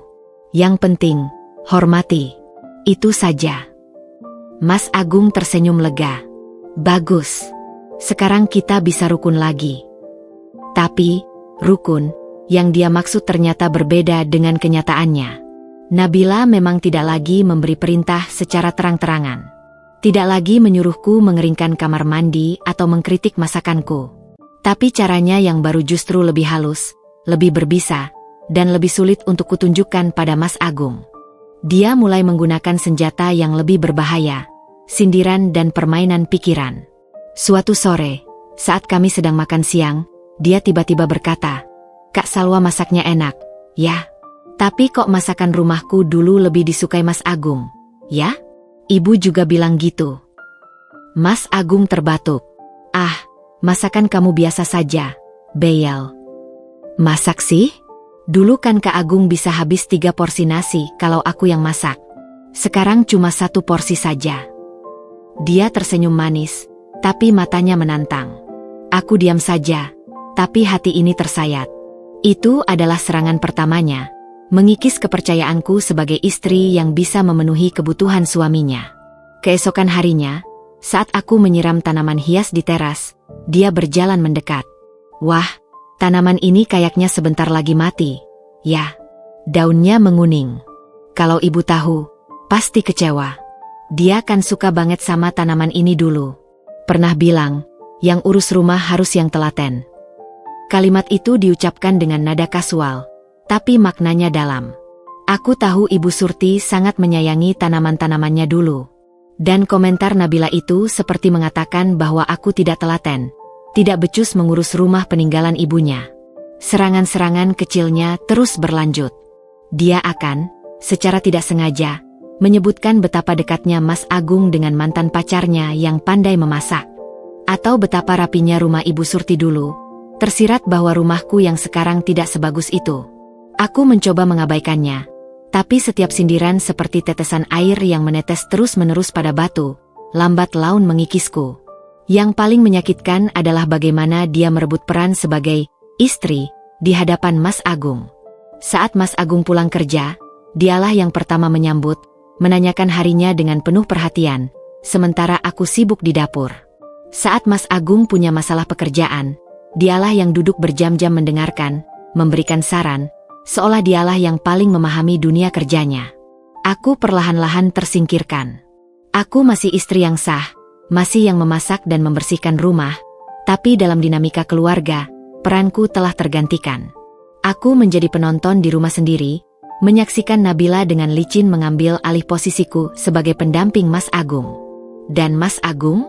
Dia tampak menikmati perhatian dari adiknya. Dia tertawa lebih lepas, bercerita lebih banyak. Mungkin baginya, ini adalah perbaikan yang diharapkan.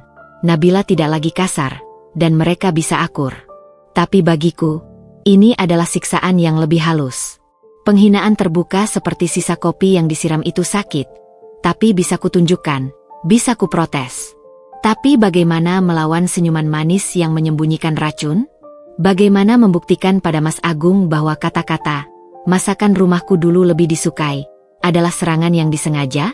Malam itu, saat aku mencoba mendekati Mas Agung yang sedang asyik berbincang dengan Nabila tentang rencana investasi, dia hanya memberiku anggukan singkat sebelum kembali ke percakapan mereka.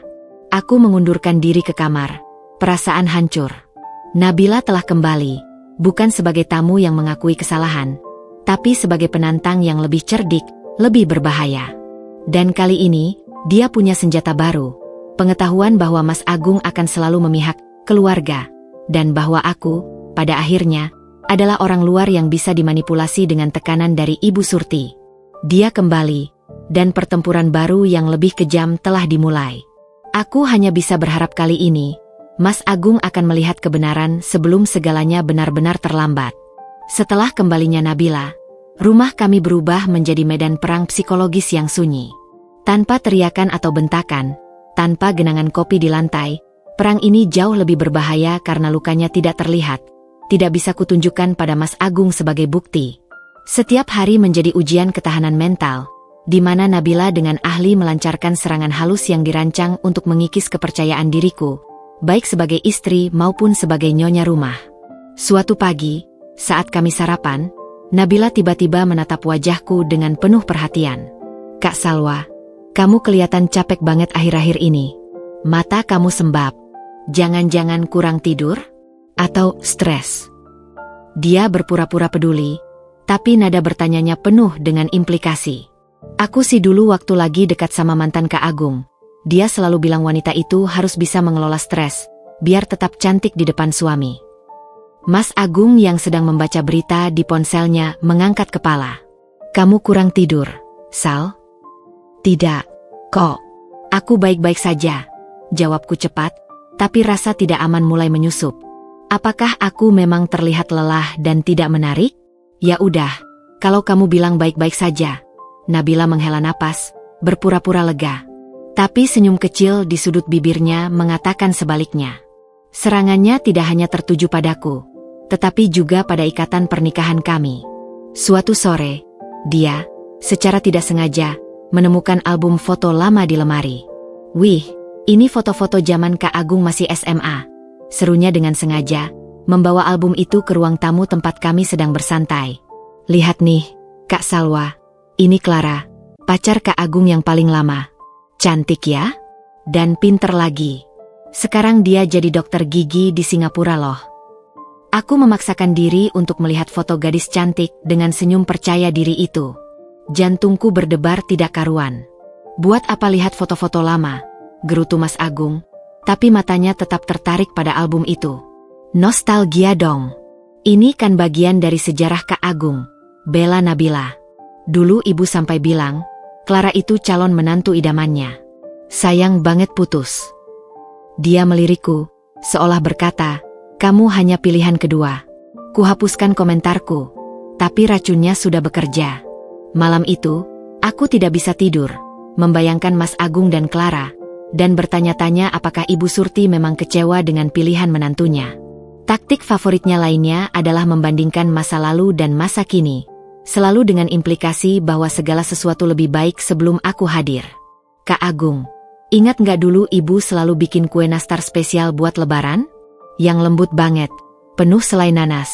Aku sampai sekarang belum nemu yang seenak itu," keluhnya suatu hari.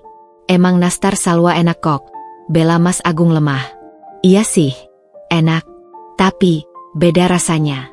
Kayaknya kurang mentega, jadi agak keras. Mungkin lain tahun aku yang bantu bikin, biar persis seperti resep ibu. Dia tidak hanya mengkritik, tapi juga menawarkan diri untuk mengambil alih, perlahan-lahan mendorongku keluar dari peran-peran tradisional yang kujalani. Puncaknya adalah ketika dia mulai menyentuh urusan keuangan. Saat Mas Agung mengeluh tentang tagihan listrik yang membengkak, Nabila segera menyahut. Wah, mungkin karena AC-nya dinyalain terus? Aku dulu di kos kalau siang pasti pakai kipas angin saja. Tapi ya, beda sih. Kalau di rumah sendiri kan pengennya nyaman terus. Dia tersenyum padaku. Bukan salah Kak Salwa juga. Dia kan di rumah seharian, pasti kepanasan. Sekilas, dia seperti membelaku. Tapi sebenarnya dia menusuk dari belakang, menyarankan bahwa aku boros dan tidak efisien dalam mengelola rumah tangga.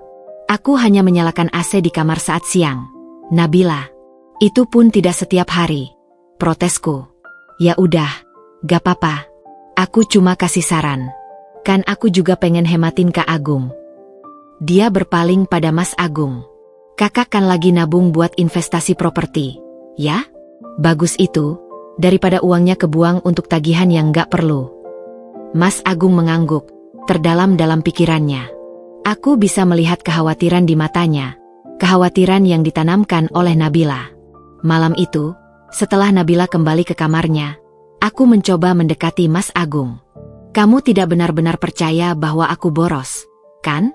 Tagihan listrik memang naik karena kita tambah satu penghuni, Agung. Dia menghela napas. Aku tahu, Sal. Tapi Nabila mungkin cuma mencoba membantu. Membantu? Dia membuatmu khawatir dengan sengaja. Semua yang dia lakukan akhir-akhir ini, setiap komentar, setiap perbandingan, dirancang untuk membuatku terlihat buruk di matamu. Kamu paranoid, Sal. Dia sudah berusaha baik, tidak lagi memerintah atau berkata kasar. Itu karena dia menemukan cara yang lebih efektif untuk menyakitiku. Dan kamu tidak melihatnya. Atau mungkin, katanya dengan suara lelah, kamu yang terlalu sensitif dan mencari-cari kesalahan karena masih kesal dengan kejadian sebelumnya. Aku terpana. Itu adalah pukulan terberat. Dia tidak hanya tidak membelaku, tetapi kini meragukan persepsiku. Nabila berhasil. Dia berhasil menanamkan benih keraguan dalam pikiran suamiku sendiri. Aku meninggalkannya di ruang tamu, pergi ke kamar dengan hati hancur. Inilah yang paling menyakitkan dari permainan pikiran Nabila. Dia tidak hanya membuatku meragukan diri sendiri, tetapi juga membuat suamiku meragukanku. Aku mulai merasa seperti orang gila yang berhalusinasi, berjuang melawan musuh yang tidak terlihat. Sementara orang yang seharusnya menjadi sekutuku justru berdiri di samping musuh itu, yakin bahwa akulah sumber masalahnya. Di balik pintu kamarnya, aku mendengar Nabila menyanyi riang. Dia tahu dia menang dalam pertempuran hari ini. Dan aku mulai bertanya-tanya, berapa lama lagi aku bisa bertahan sebelum akhirnya benar-benar kehilangan akal sehatku dan perkawinanku. Perlahan namun pasti, Nabila tidak hanya berhasil menyusup ke dalam rumah kami, tetapi juga ke dalam setiap celah hubunganku dengan Mas Agung. Aku menyaksikan, dengan perasaan hampa yang semakin dalam, bagaimana dinamika keluarga kami berubah. Aku, yang seharusnya menjadi pusat dari rumah tangga ini, secara sistematis disingkirkan ke pinggiran, digantikan oleh seorang adik ipar yang dengan licik memanipulasi setiap kesempatan untuk memperkuat posisinya. Malam-malam yang dulu adalah waktu berkualitas kami berdua, kini hampir selalu diisi oleh kehadiran Nabila. Dia dengan piawai mengalihkan setiap percakapan ringan antara suami istri menjadi diskusi berjam-jam antara kakak dan adik. Suatu malam, aku mencoba menceritakan tentang teman lamaku yang baru saja melahirkan. Sal, kamu ingat Sari? Tadi dia kirim foto bayinya, kataku sambil menunjukkan ponsel pada Mas Agung. Dia tersenyum. Lucu ya? Besok kita jenguk, boleh juga. Sebelum sempat kami merencanakan lebih lanjut, Nabila yang sedang duduk di sebelah Mas Agung segera menyela. Wah, ngomongin bayi, Kak Agung, kapan deh aku punya keponakan? Ibu juga nanya-nanya terus loh. Tapi kayaknya Kak Salwa masih sibuk ngurus rumah ya, jadi belum mau punya anak. Dia berkata dengan nada bermain-main, tapi matanya menatapku penuh arti. Percakapan tentang temanku langsung beralih menjadi tekanan halus tentang memiliki anak, sesuatu yang sangat personal antara aku dan Mas Agung. Kami punya rencana sendiri, Beyel, jawab Mas Agung singkat, tapi aku melihat kerutan di dahinya. Nabila berhasil menanamkan keraguan lain. Dia juga mulai mengambil alih peran sebagai penasihat Mas Agung. Saat Mas Agung menghadapi masalah di kantor, dia akan duduk dan mendengarkannya berjam-jam, memberikan saran-saran yang terdengar masuk akal. Aku, yang dulu selalu menjadi tempat curhat pertamanya, kini seringkali hanya mendengar versi singkatnya sebelum tidur. Sal, kamu tidur duluan ya. Aku mau bicara dengan Nabila sebentar tentang masalah proyek ini. Dia kan lulusan manajemen, mungkin ada insight, katanya suatu malam. Aku hanya bisa mengangguk, rasa pedih mengganjal di tenggorokan. Apa aku tidak cukup cerdas untuk diajak berdiskusi? Apa gelar sarjanaku di komunikasi tidak cukup berguna? Kesenjangan antara aku dan Mas Agung semakin melebar. Saat makan malam, percakapan mereka seringkali berputar sekitar kenangan masa kecil mereka, lelucon keluarga yang tidak bisa aku pahami, atau rencana masa depan yang seolah-olah mengesampingkanku. Kak Agung, ingat nggak waktu kita kecil? Ibu janji mau bikin kita jalan-jalan ke Bali? Kayaknya kita realisasikan yuk? Aku bisa urus semuanya, usul Nabila suatu hari. Boleh juga ide itu. Sal, gimana?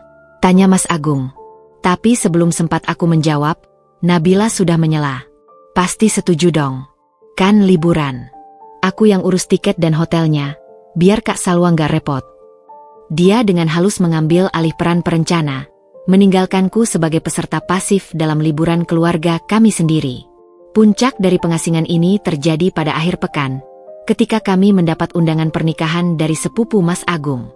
Biasanya, aku yang akan mempersiapkan hadiah, memilih pakaian kami, dan mengatur jadwal. Tapi kali ini, Nabila bergerak lebih cepat. Kak, aku udah pesan kado dari kita bertiga. Lumayan hemat, soalnya aku dapat diskon. Umumnya bangga suatu pagi. Mas Agung tersenyum. Wah, thanks, Beyel. Jadi nggak perlu pusing mikirin kado. Baju buat acaranya juga aku udah lihat-lihat online. Aku kasih tahu ya nanti pilihannya. Dia berpaling padaku. Buat Kak Salwa juga aku carikan yang bagus. Jangan khawatir. Aku terduduk di meja makan, merasa seperti hantu di rumah sendiri. Dia telah mengambil alih tugas-tugasku satu persatu. Dan yang paling menyakitkan, Mas Agung justru merasa terbantu. Nabila, aku bisa urus sendiri untuk hadiah dan bajuku, protesku lemah. Ah, gak apa-apa, kok. Biar aku saja. Kan aku lebih muda, lebih update soal model-model sekarang. Nanti kalau Kak Salwa yang pilih, takutnya kurang pas aja gayanya. Senyumnya manis, tapi maknanya dalam. Seleraku sudah ketinggalan zaman. Malam itu, aku akhirnya meledak. Setelah Nabila pergi ke kamarnya, aku menghadapi Mas Agung. Kamu tidak melihat apa yang dilakukannya? Dia mengambil alih segalanya. Dari urusan kita yang paling pribadi sampai acara keluarga. Aku merasa seperti tidak ada lagi tempatku di rumah ini. Mas Agung menghela napas, wajahnya lelah. Sal, dia cuma mencoba membantu. Dan aku akui, memang lebih mudah ketika dia yang mengurus beberapa hal. Kamu kan juga sering kewalahan. Kata-katanya seperti tamparan. Jadi sekarang aku, kewalahan? Sebelum dia datang, aku selalu bisa mengurus semuanya dengan baik. Dulu kan cuma kita berdua, Sal. Sekarang lebih rumit. Yang membuatnya rumit adalah kehadirannya. Bukan aku yang tidak mampu. Tapi argumenku seolah memantul dari dinding ketidakpahaman. Baginya, Nabila adalah pembantu yang menyenangkan. Bagiku, dia adalah pengganti yang perlahan merebut posisiku. Aku mulai menarik diri. Aku menghabiskan lebih banyak waktu di kamar, menghindari makan malam bersama, dan berhenti mencoba terlibat dalam percakapan mereka. Yang menyedihkan adalah, Mas Agung tidak tampak memperhatikan. Dia terlalu asyik dengan keluarga barunya, dia dan Nabila. Rumah yang seharusnya menjadi tempatku bernaung, kini terasa seperti sangkar yang membuatku terpenjara. Aku ada di dalamnya, tapi tidak menjadi bagian darinya. Aku adalah hiasan dinding, furnitur tua yang mulai dilupakan. Dan Nabila? Dia adalah nyonya rumah baru yang bersinar. Dengan senyum kemenangan yang semakin menjadi-jadi setiap kali dia berhasil mendorongku lebih jauh ke tepi.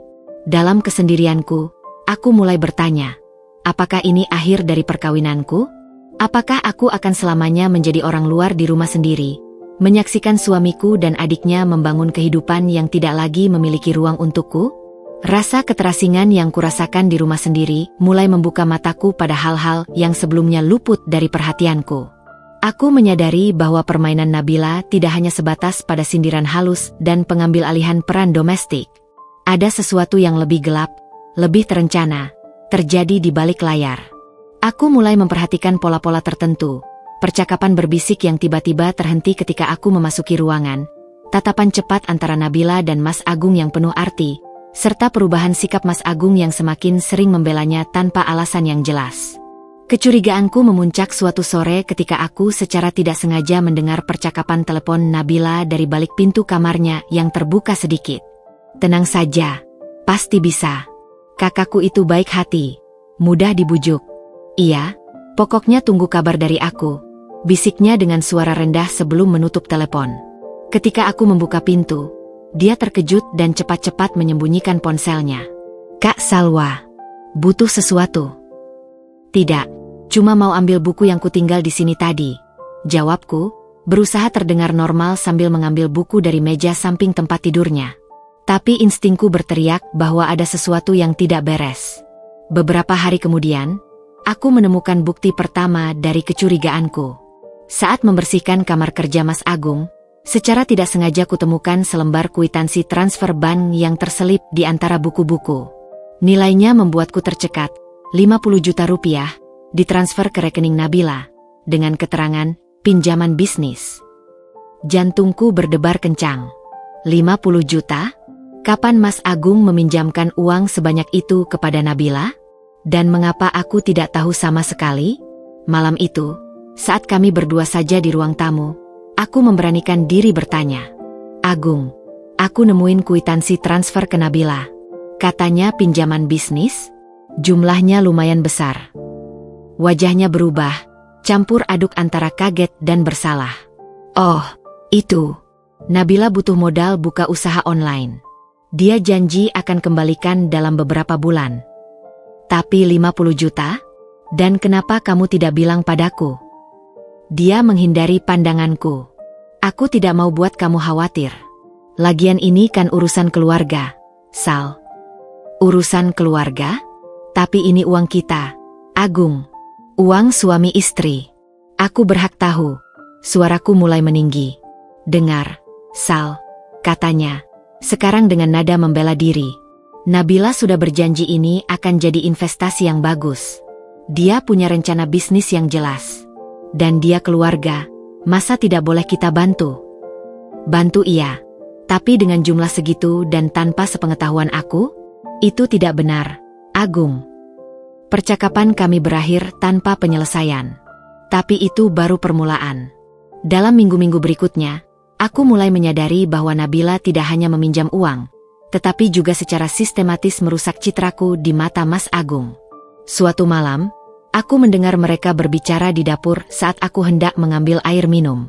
Dan tadi aku lihat Kak Salwa terima paket lagi. Kayaknya belanja online terus akhir-akhir ini, kata Nabila dengan suara berbisik. Tapi dia kan jarang pakai barang-barang baru, bantah Mas Agung lemah. Yaitu dia, Kak. Mungkin disimpan atau apa. Aku cuma khawatir aja. Soalnya kan kita lagi perlu nabung buat DP rumah. Tapi jangan bilang-bilang sama Kak Salwa ya. Nanti dia marah aku yang ngomong. Aku berdiri membeku di balik pintu. Darah mendidih. Aku baru saja menerima paket berisi kebutuhan rumah tangga. Deterjen, sabun, sampo dalam ukuran besar yang memang biasa ku beli secara online untuk menghemat. Dan dia memelintirnya seolah-olah aku boros. Yang lebih parah, Mas Agung mulai bersikap berbeda padaku. Dia lebih sering menanyakan pengeluaran kami, memeriksa tagihan, dan sekali bahkan bertanya apakah aku butuh uang tambahan, dengan nada aneh. Kita baik-baik saja, kan, Sal? Tidak ada pengeluaran besar yang tidak biasa. Tanyanya suatu sore. Tidak. Kenapa?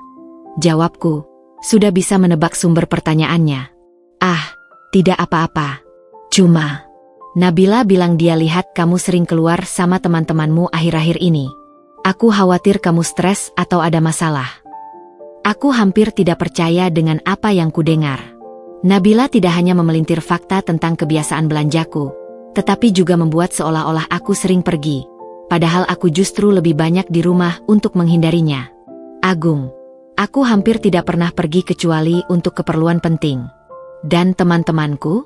Aku belum ketemu mereka sejak Nabila datang karena aku sibuk mengurus rumah dan menghindari konflik dengan adikmu. Tapi keraguan sudah tertanam di benaknya. Aku bisa melihatnya di matanya. Dia tidak sepenuhnya mempercayaiku. Persekongkolan rahasia antara Nabila dan Mas Agung.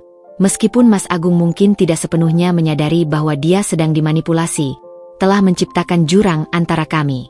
Uang yang dipinjamkan secara diam-diam, fitnah halus tentang kebiasaan belanjaku, dan pembentukan citra bahwa aku adalah istri yang boros dan tidak mendukung. Semuanya adalah senjata dalam perang rahasia Nabila. Aku menyadari dengan ngeri bahwa ini bukan lagi sekadar pertikaian antara kakak ipar. Ini adalah pertempuran untuk kepercayaan suamiku, untuk stabilitas keuangan kami, dan pada akhirnya, untuk masa depan perkawinan kami. Dan kali ini, musuhku tidak hanya menggunakan kata-kata sebagai senjata, tetapi juga uang dan manipulasi psikologis yang dalam. Aku harus menemukan cara untuk membuktikan kebenaran sebelum segalanya terlambat. Sebelum perkawinanku hancur oleh racun yang diteteskan perlahan oleh seorang wanita yang seharusnya menjadi keluarga. Tekanan dari persekongkolan rahasia Nabila dan pengabaian Mas Agung mencapai puncaknya pada suatu malam yang akan selamanya terukir dalam ingatanku sebagai titik terendah dalam perkawinan kami. Udara di rumah terasa begitu berat. Seakan-akan setiap napas yang kuambil penuh dengan racun ketidakpercayaan dan kekecewaan. Aku merasa seperti berjalan di atas ranjau. Setiap langkah berisiko memicu ledakan yang akan menghancurkan sisa-sisa hubungan kami. Hari itu dimulai dengan pertengkaran kecil tentang rencana keuangan. Mas Agung, yang biasanya santai soal uang, tiba-tiba sangat ketat. "Sal, bulan ini kita harus hemat. Aku lihat pengeluaran untuk belanja online MU meningkat drastis," katanya saat sarapan, tanpa menatapku. Aku menatapnya tak percaya. "Belanja onlineku? Aku hanya membeli kebutuhan rumah tangga, Agung. Dan itu justru lebih hemat daripada beli di pasar." Nabila, yang duduk di seberang, dengan santai menyela, "Iya, Kak. Tapi kan kadang diskon online itu bikin kita beli barang yang sebenarnya nggak terlalu dibutuhkan. Aku aja sampai kewalahan nahan diri." Dia tersenyum simpul, seolah sedang berbagi tips hemat. Aku bisa merasakan amarah membara di dadaku. Aku tidak membeli barang yang tidak diperlukan. Dan tolong, jangan ikut campur dalam urusan keuangan kami, Nabila. "Salwa, jangan bicara seperti itu pada adikku," bentak Mas Agung, membuatku terkejut. Jadi sekarang aku yang salah? Dia yang menyebarkan fitnah tentang aku, dan aku yang disalahkan. Tidak ada yang menyebarkan fitnah. Dia hanya mengungkapkan kekhawatirannya. Percakapan itu berakhir dengan aku meninggalkan meja makan, perasaan terluka dan tidak dianggap. Sepanjang hari, kami saling menghindar. Tapi badai sesungguhnya baru akan datang malam itu. Setelah makan malam yang hening, Nabila dengan sengaja memamerkan tas tangan baru yang jelas-jelas mahal. "Lihat nih, Kak. Aku bisa beli ini dari untung bisnis onlineku yang pertama. Berkat pinjaman dari kamu, aku bisa mulai usaha yang lumayan," katanya pada Mas Agung dengan bangga. Aku membeku. "Pinjaman? Pinjaman yang mana, Nabila?" Dia berpaling padaku dengan senyum manis. "Oh, Kak Agung tidak bilang? Aku pinjam sedikit uang untuk modal usaha. Tapi tenang, aku sudah kembalikan separuhnya." "Aku tahu tentang pinjaman itu," kataku dingin. "Tapi aku tidak tahu bahwa, sedikit, uang itu bernilai 50 juta. Wajah Mas Agung memerah. "Sudah, Sal. Itu urusanku dengan Nabila." "Urusanmu? Uang itu adalah uang kita. Dan dia bisa beli tas mahal sementara kita harus berhemat," karena katanya aku boros. Nabila berpura-pura tersinggung. Kak Salwa, aku kan sudah bayar utang. Aku berhak beli apa saja dengan uangku sendiri. Uangmu? Dari mana uangmu? Dari pinjaman yang seharusnya untuk usaha? Atau ada sumber lain? Tanyaku, sekarang benar-benar marah. Sudah, teriak Mas Agung, berdiri dengan wajah merah padam. Cukup. Aku lelah dengan semua pertengkaran ini. Setiap hari, yang kudengar hanya keluhanmu tentang Nabila. Tidak pernah berhenti. Aku terpana, melihat pria yang berdiri di hadapanku seolah bukan suamiku yang biasanya kalem. Keluhan? Kau pikir ini tentang keluhan? Ini tentang kepercayaan. Agung, ini tentang bagaimana kau lebih memilih mempercayai adikmu daripada istrimu sendiri. Dia keluarga. Salwa, keluarga. Kenapa kamu tidak bisa menerima itu? Kenapa kamu harus terus-menerus mencari-cari kesalahannya? Aku yang mencari-cari kesalahan. Suaraku pecah, air mata mulai mengalir. Dia yang menyiram kopi ke harga diriku. Dia yang mengambil alih rumah ini. Dia yang meminjam uang kita diam-diam. Dia yang memfitnah aku boros. Dan kau bilang aku yang mencari-cari kesalahan. Dia sudah berubah. Dia sudah minta maaf. Tapi kamu tidak pernah memberinya kesempatan. Kamu terlalu sibuk membencinya sampai tidak bisa melihat bahwa dia berusaha baik. Berusaha baik? Dengan membeli tas mahal dari uang pinjaman? Dengan terus-menerus menyindirku? Dengan membuatmu meragukan aku? Dengarkan dirimu sendiri, Salwa.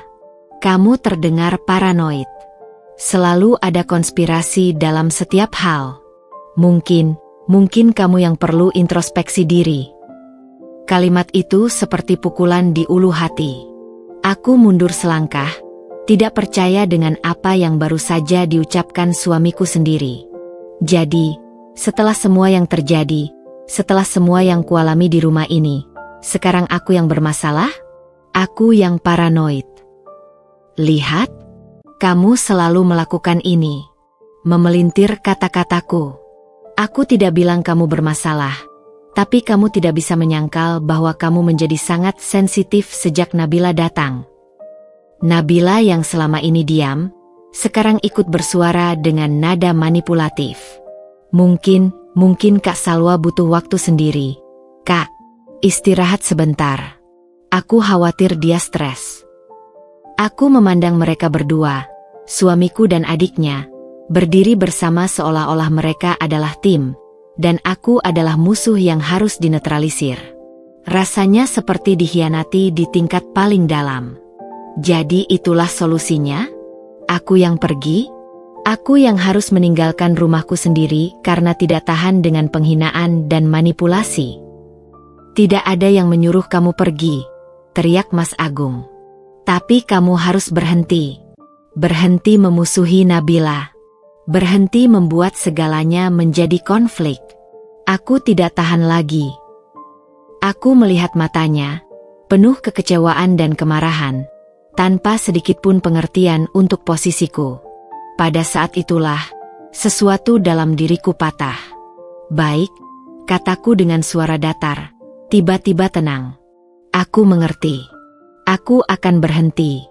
Aku akan berhenti berharap kamu akan pernah memihakku. Aku akan berhenti percaya bahwa perkawinan ini adalah tentang kita berdua. Aku berbalik dan berjalan ke kamar, mengunci pintu. Kali ini, tidak ada air mata. Hanya kehampaan yang dalam, rasa sakit yang begitu besar sampai tidak bisa lagi dirasakan. Dari balik pintu, aku mendengar suara mereka yang masih berdebat, tapi suara Mas Agung sekarang terdengar lebih pelan. Mungkin mulai menyadari apa yang baru saja terjadi.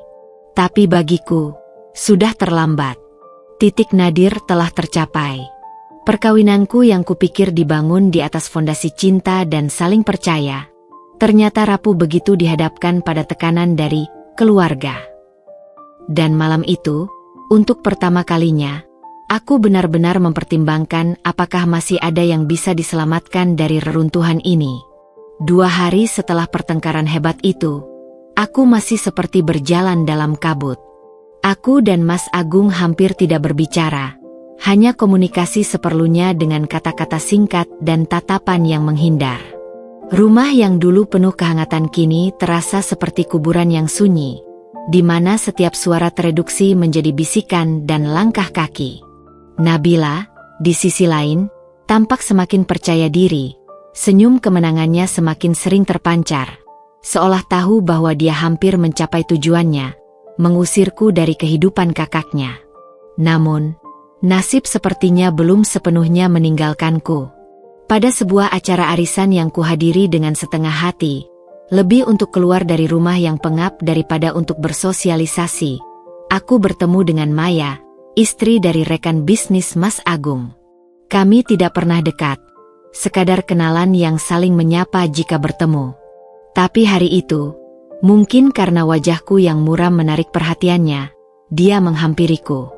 "Salwa, lama tidak bertemu. Kamu baik-baik saja? Wajahmu terlihat capek," katanya dengan tulus saat kami berdiri di dekat meja buffet. Aku mencoba tersenyum. "Baik, kok. Hanya sedikit lelah." Dia mengangguk, tapi matanya penuh pertimbangan. "Agung baik-baik saja? Dan adik perempuannya? Nabila, kan namanya?"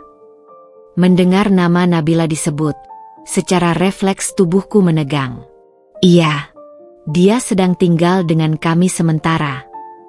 Maya menarik napas dalam, seperti sedang memutuskan sesuatu.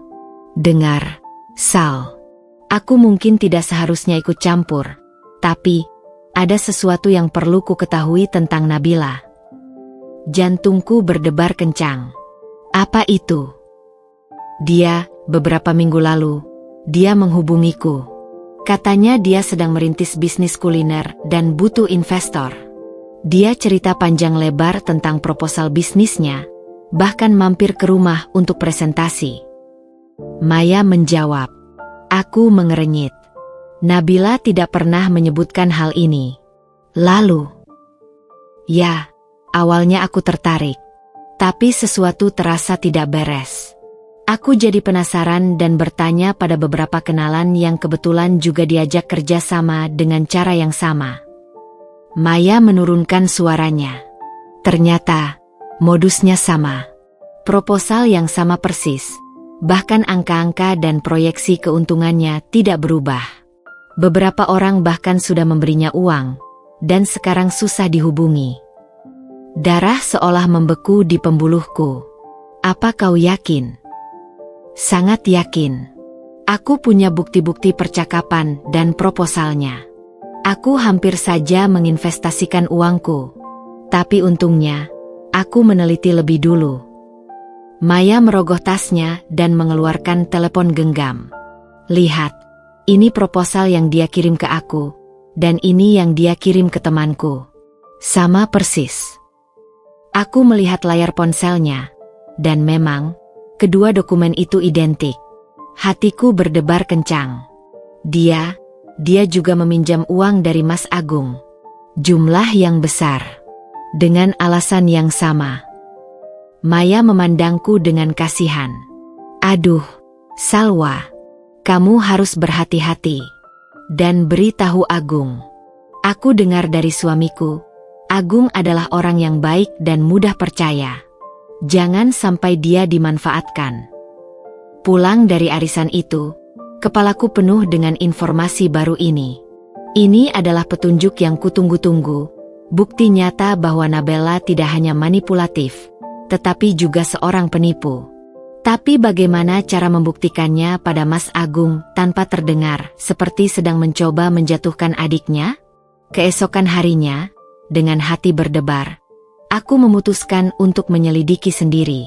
Saat Nabila pergi menemui kliennya, yang sekarang aku curigai adalah korbannya yang berikutnya, aku memasuki kamarnya dengan perasaan campur aduk antara bersalah dan menentukan. Kamarnya berantakan seperti biasa. Aku mulai dengan hati-hati membuka laci-laci mejanya. Awalnya, hanya ada makeup dan aksesori. Tapi di laci paling bawah, tersembunyi di bawah tumpukan majalah fashion, kutemukan sebuah map berisi dokumen-dokumen. Tanganku gemetar saat membukanya. Isinya membuatku terpana. Printout proposal bisnis yang sama persis dengan yang ditunjukkan Maya, daftar kontak puluhan orang, kemungkinan calon investor, dan yang paling mengerikan, laporan transaksi kartu kredit yang menunjukkan pembelian barang-barang mewah dan taruhan online dalam jumlah besar. Ada juga buku catatan kecil berisi tanggal dan nominal uang yang dipinjam dari berbagai orang, termasuk dari Mas Agung. Dan yang membuatku hampir terjatuh, sebuah entry tentang rencananya untuk mendapatkan bagian warisan dan memastikan Salwa pergi. Aku mengambil foto semua dokumen itu dengan ponselku. Tangan masih gemetar. Ini lebih buruk dari yang kubayangkan. Nabila bukan hanya sekedar adik ipar yang manja dan jahat. Dia adalah penipu ulung yang sedang menjalankan skema besar. Dan keluarga kami adalah salah satu korbannya. Malam itu, saat Nabila masih belum pulang dan Mas Agung sedang bersantai di ruang tamu, aku mendekatinya dengan hati berat. "Agung, kita perlu bicara. Serius." Dia melihat wajahku yang pucat dan serius, lalu mengangguk. "Apa yang terjadi?" Aku meletakkan ponselku di depannya, menunjukkan foto-foto yang kudapatkan. "Aku menemukan ini di kamar Nabila hari ini." Dia mengambil ponsel itu, matanya menyipit saat melihat dokumen-dokumen itu. Awalnya, dia terlihat bingung, lalu wajahnya berangsur-angsur memucat saat dia menyadari apa yang dilihatnya. Apa ini?" bisiknya. "Bukti, Agung. Bukti bahwa Nabila tidak jujur. Bisnis yang dia katakan itu fiktif. Dia menggunakan uang yang dipinjam, termasuk dari kita, untuk gaya hidup mewah dan judi online." Dia terus membolak-balik foto-foto itu, wajahnya semakin suram. "Tapi, ini bisa saja, mungkin ada penjelasannya." "Penjelasan apa, Agung?" "Lihat catatan ini. Dia bahkan punya rencana untuk memastikan Salwa pergi. Ini bukan lagi tentang dia tidak menyukaiku. Ini tentang dia dengan sengaja ingin menghancurkan perkawinan kita." Mas Agung terdiam lama, menatap dokumen-dokumen itu dengan incredule. Aku bisa melihat pertarungan batin dalam dirinya, antara ingin membela adiknya dan harus menerima kenyataan pahit yang ada di depan matanya. "Bagaimana kamu dapat ini?" tanyanya akhirnya, suaranya serak. "Awalnya dari Maya, istri dari rekan bisnismu. Nabila mencoba menipunya juga. Lalu aku menyelidiki kamarnya. Aku tahu itu tidak benar, tapi setelah semua yang terjadi, aku harus tahu kebenarannya." Dia mengangguk pelan, masih terpaku pada layar ponsel. Aku tidak bisa mempercayai ini. "Tapi ini nyata, Agung. Dan kita harus melakukan sesuatu sebelum dia menjerat lebih banyak orang, dan sebelum dia menghancurkan kita sepenuhnya." Untuk pertama kalinya sejak konflik ini dimulai, aku melihat keraguan di mata Mas Agung. Bukan keraguan padaku, tapi pada Nabila. Kebenaran mulai menerobos dinding penyangkalan yang selama ini dia bangun. Dan meski ini adalah kenyataan yang pahit, setidaknya kini aku tidak lagi berjuang sendirian. Pertempuran belum berakhir, tapi akhirnya, sekutuku mulai membuka matanya. Kebenaran yang terbongkar bagaikan kartu domino yang jatuh beruntun, membawa konsekuensi yang tak terelakkan. Beberapa hari setelah kami menemukan bukti-bukti penipuan Nabila, Karma datang mengetuk pintu dengan kerasnya. Suatu sore, bel pintu berbunyi nyaring disertai ketukan yang menggema hingga ke dalam rumah. Saat kubuka pintu, seorang pria berwajah sangar dengan postur tegap berdiri di sana, matanya menyala-nyala. "Saya mencari Nabila," katanya dengan suara rendah namun penuh ancaman. Dari balik bahuku, Nabila yang mendengar suaranya langsung berwajah pucat pasi. Saya Nabila. Ada perlu apa?" Pria itu melangkah masuk tanpa diundang. membuatku dan Mas Agung yang baru saja keluar dari kamar terkejut. Utang judi online kamu sudah jatuh tempo. 50 juta. Bayar sekarang, atau saya laporkan ke polisi. Ruang tamu yang sempat hening kini dipenuhi ketegangan yang hampir bisa diiris dengan pisau. Nabila gemetar. Wajahnya yang biasanya penuh percaya diri kini layu seperti bunga yang diinjak-injak. Saya akan bayar. Butuh waktu. Waktu? Kamu sudah janji bayar seminggu yang lalu. Cukup, bentak pria itu, membuat Nabila tersentak ketakutan. Mas Agung maju melindungi adiknya, tapi wajahnya penuh dengan kekecewaan dan kemarahan yang tertahan. Siapa Anda? Dan apa buktinya Nabila berutang pada Anda? Pria itu mengeluarkan selembar kertas dari saku celananya. Printout transaksi judi online dengan nama Nabila dan fotokopi KTP-nya. Ini cukup?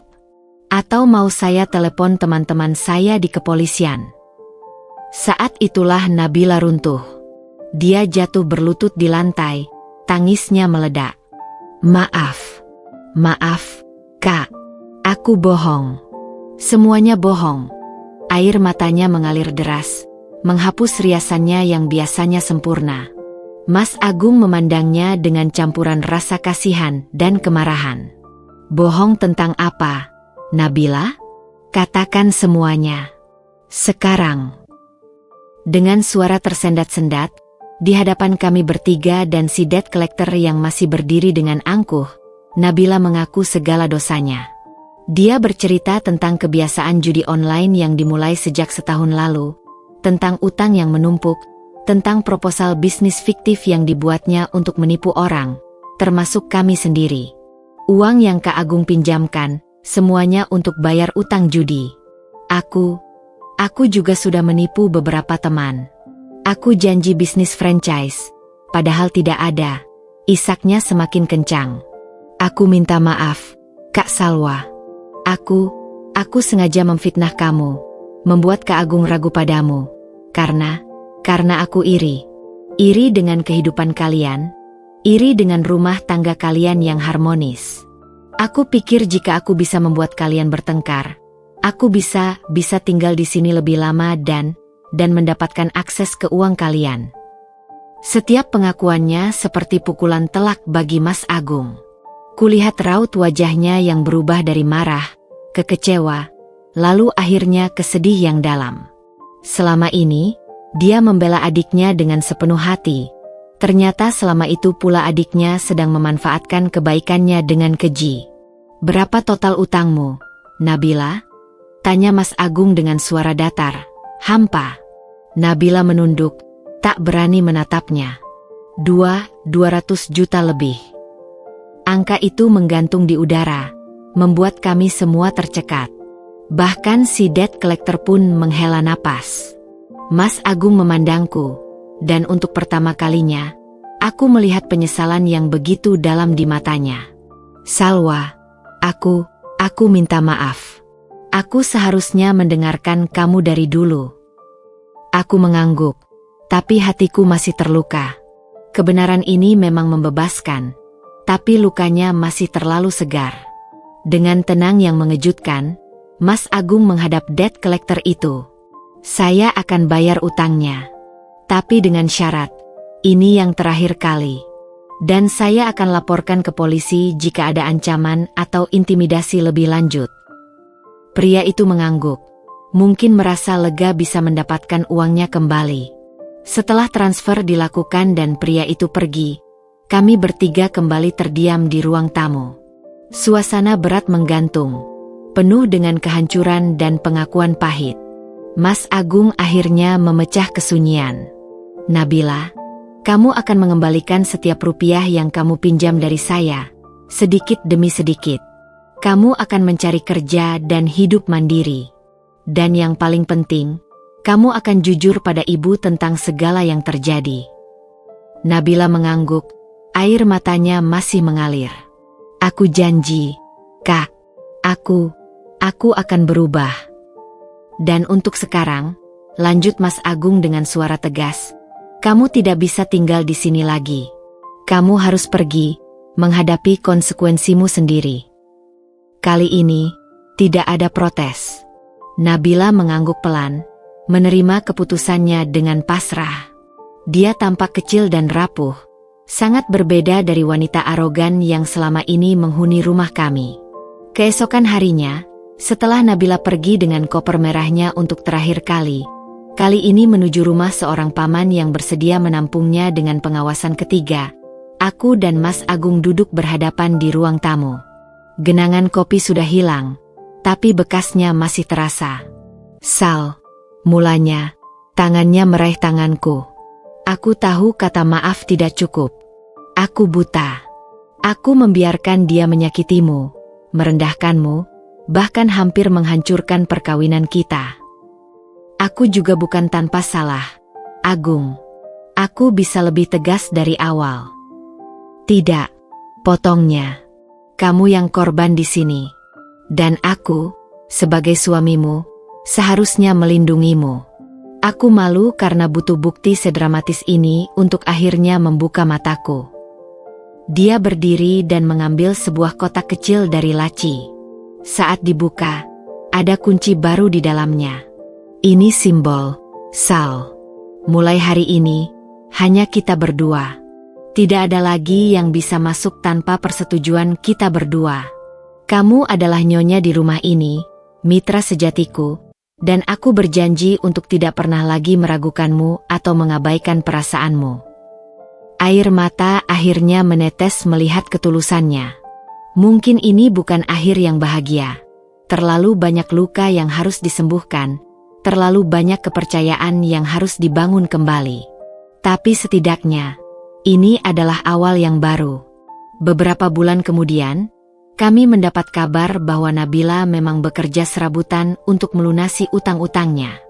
Hubungan kami dengannya masih renggang. Tapi setidaknya dia mulai belajar bertanggung jawab. Dan untuk kami, perkawinan kami tidak serta-merta kembali seperti semula. Butuh bulanan untuk membangun kembali kepercayaan yang hancur, untuk belajar berkomunikasi tanpa rasa sakit yang tersisa. Tapi setiap kali aku melewati spot di lantai ruang tamu yang pernah dinodai genangan kopi, aku diingatkan pada pelajaran berharga, bahwa rumah tangga adalah benteng yang harus dijaga bersama, bahwa cinta butuh lebih dari sekadar perasaan, butuh komitmen untuk selalu memilih pasanganmu, bahkan ketika darah dan ikatan keluarga mencoba memisahkan. Dan malam ini, saat aku dan Mas Agung duduk berpelukan di sofa yang sama, menonton film sembari berbagi semangkuk popcorn, aku tahu bahwa kami akhirnya kembali menjadi kita. Bukan lagi Salwa yang terasing, atau Agung yang terbelah, tapi kami, bersatu, lebih kuat dari sebelumnya, dan siap menghadapi apapun yang datang, asalkan bersama-sama.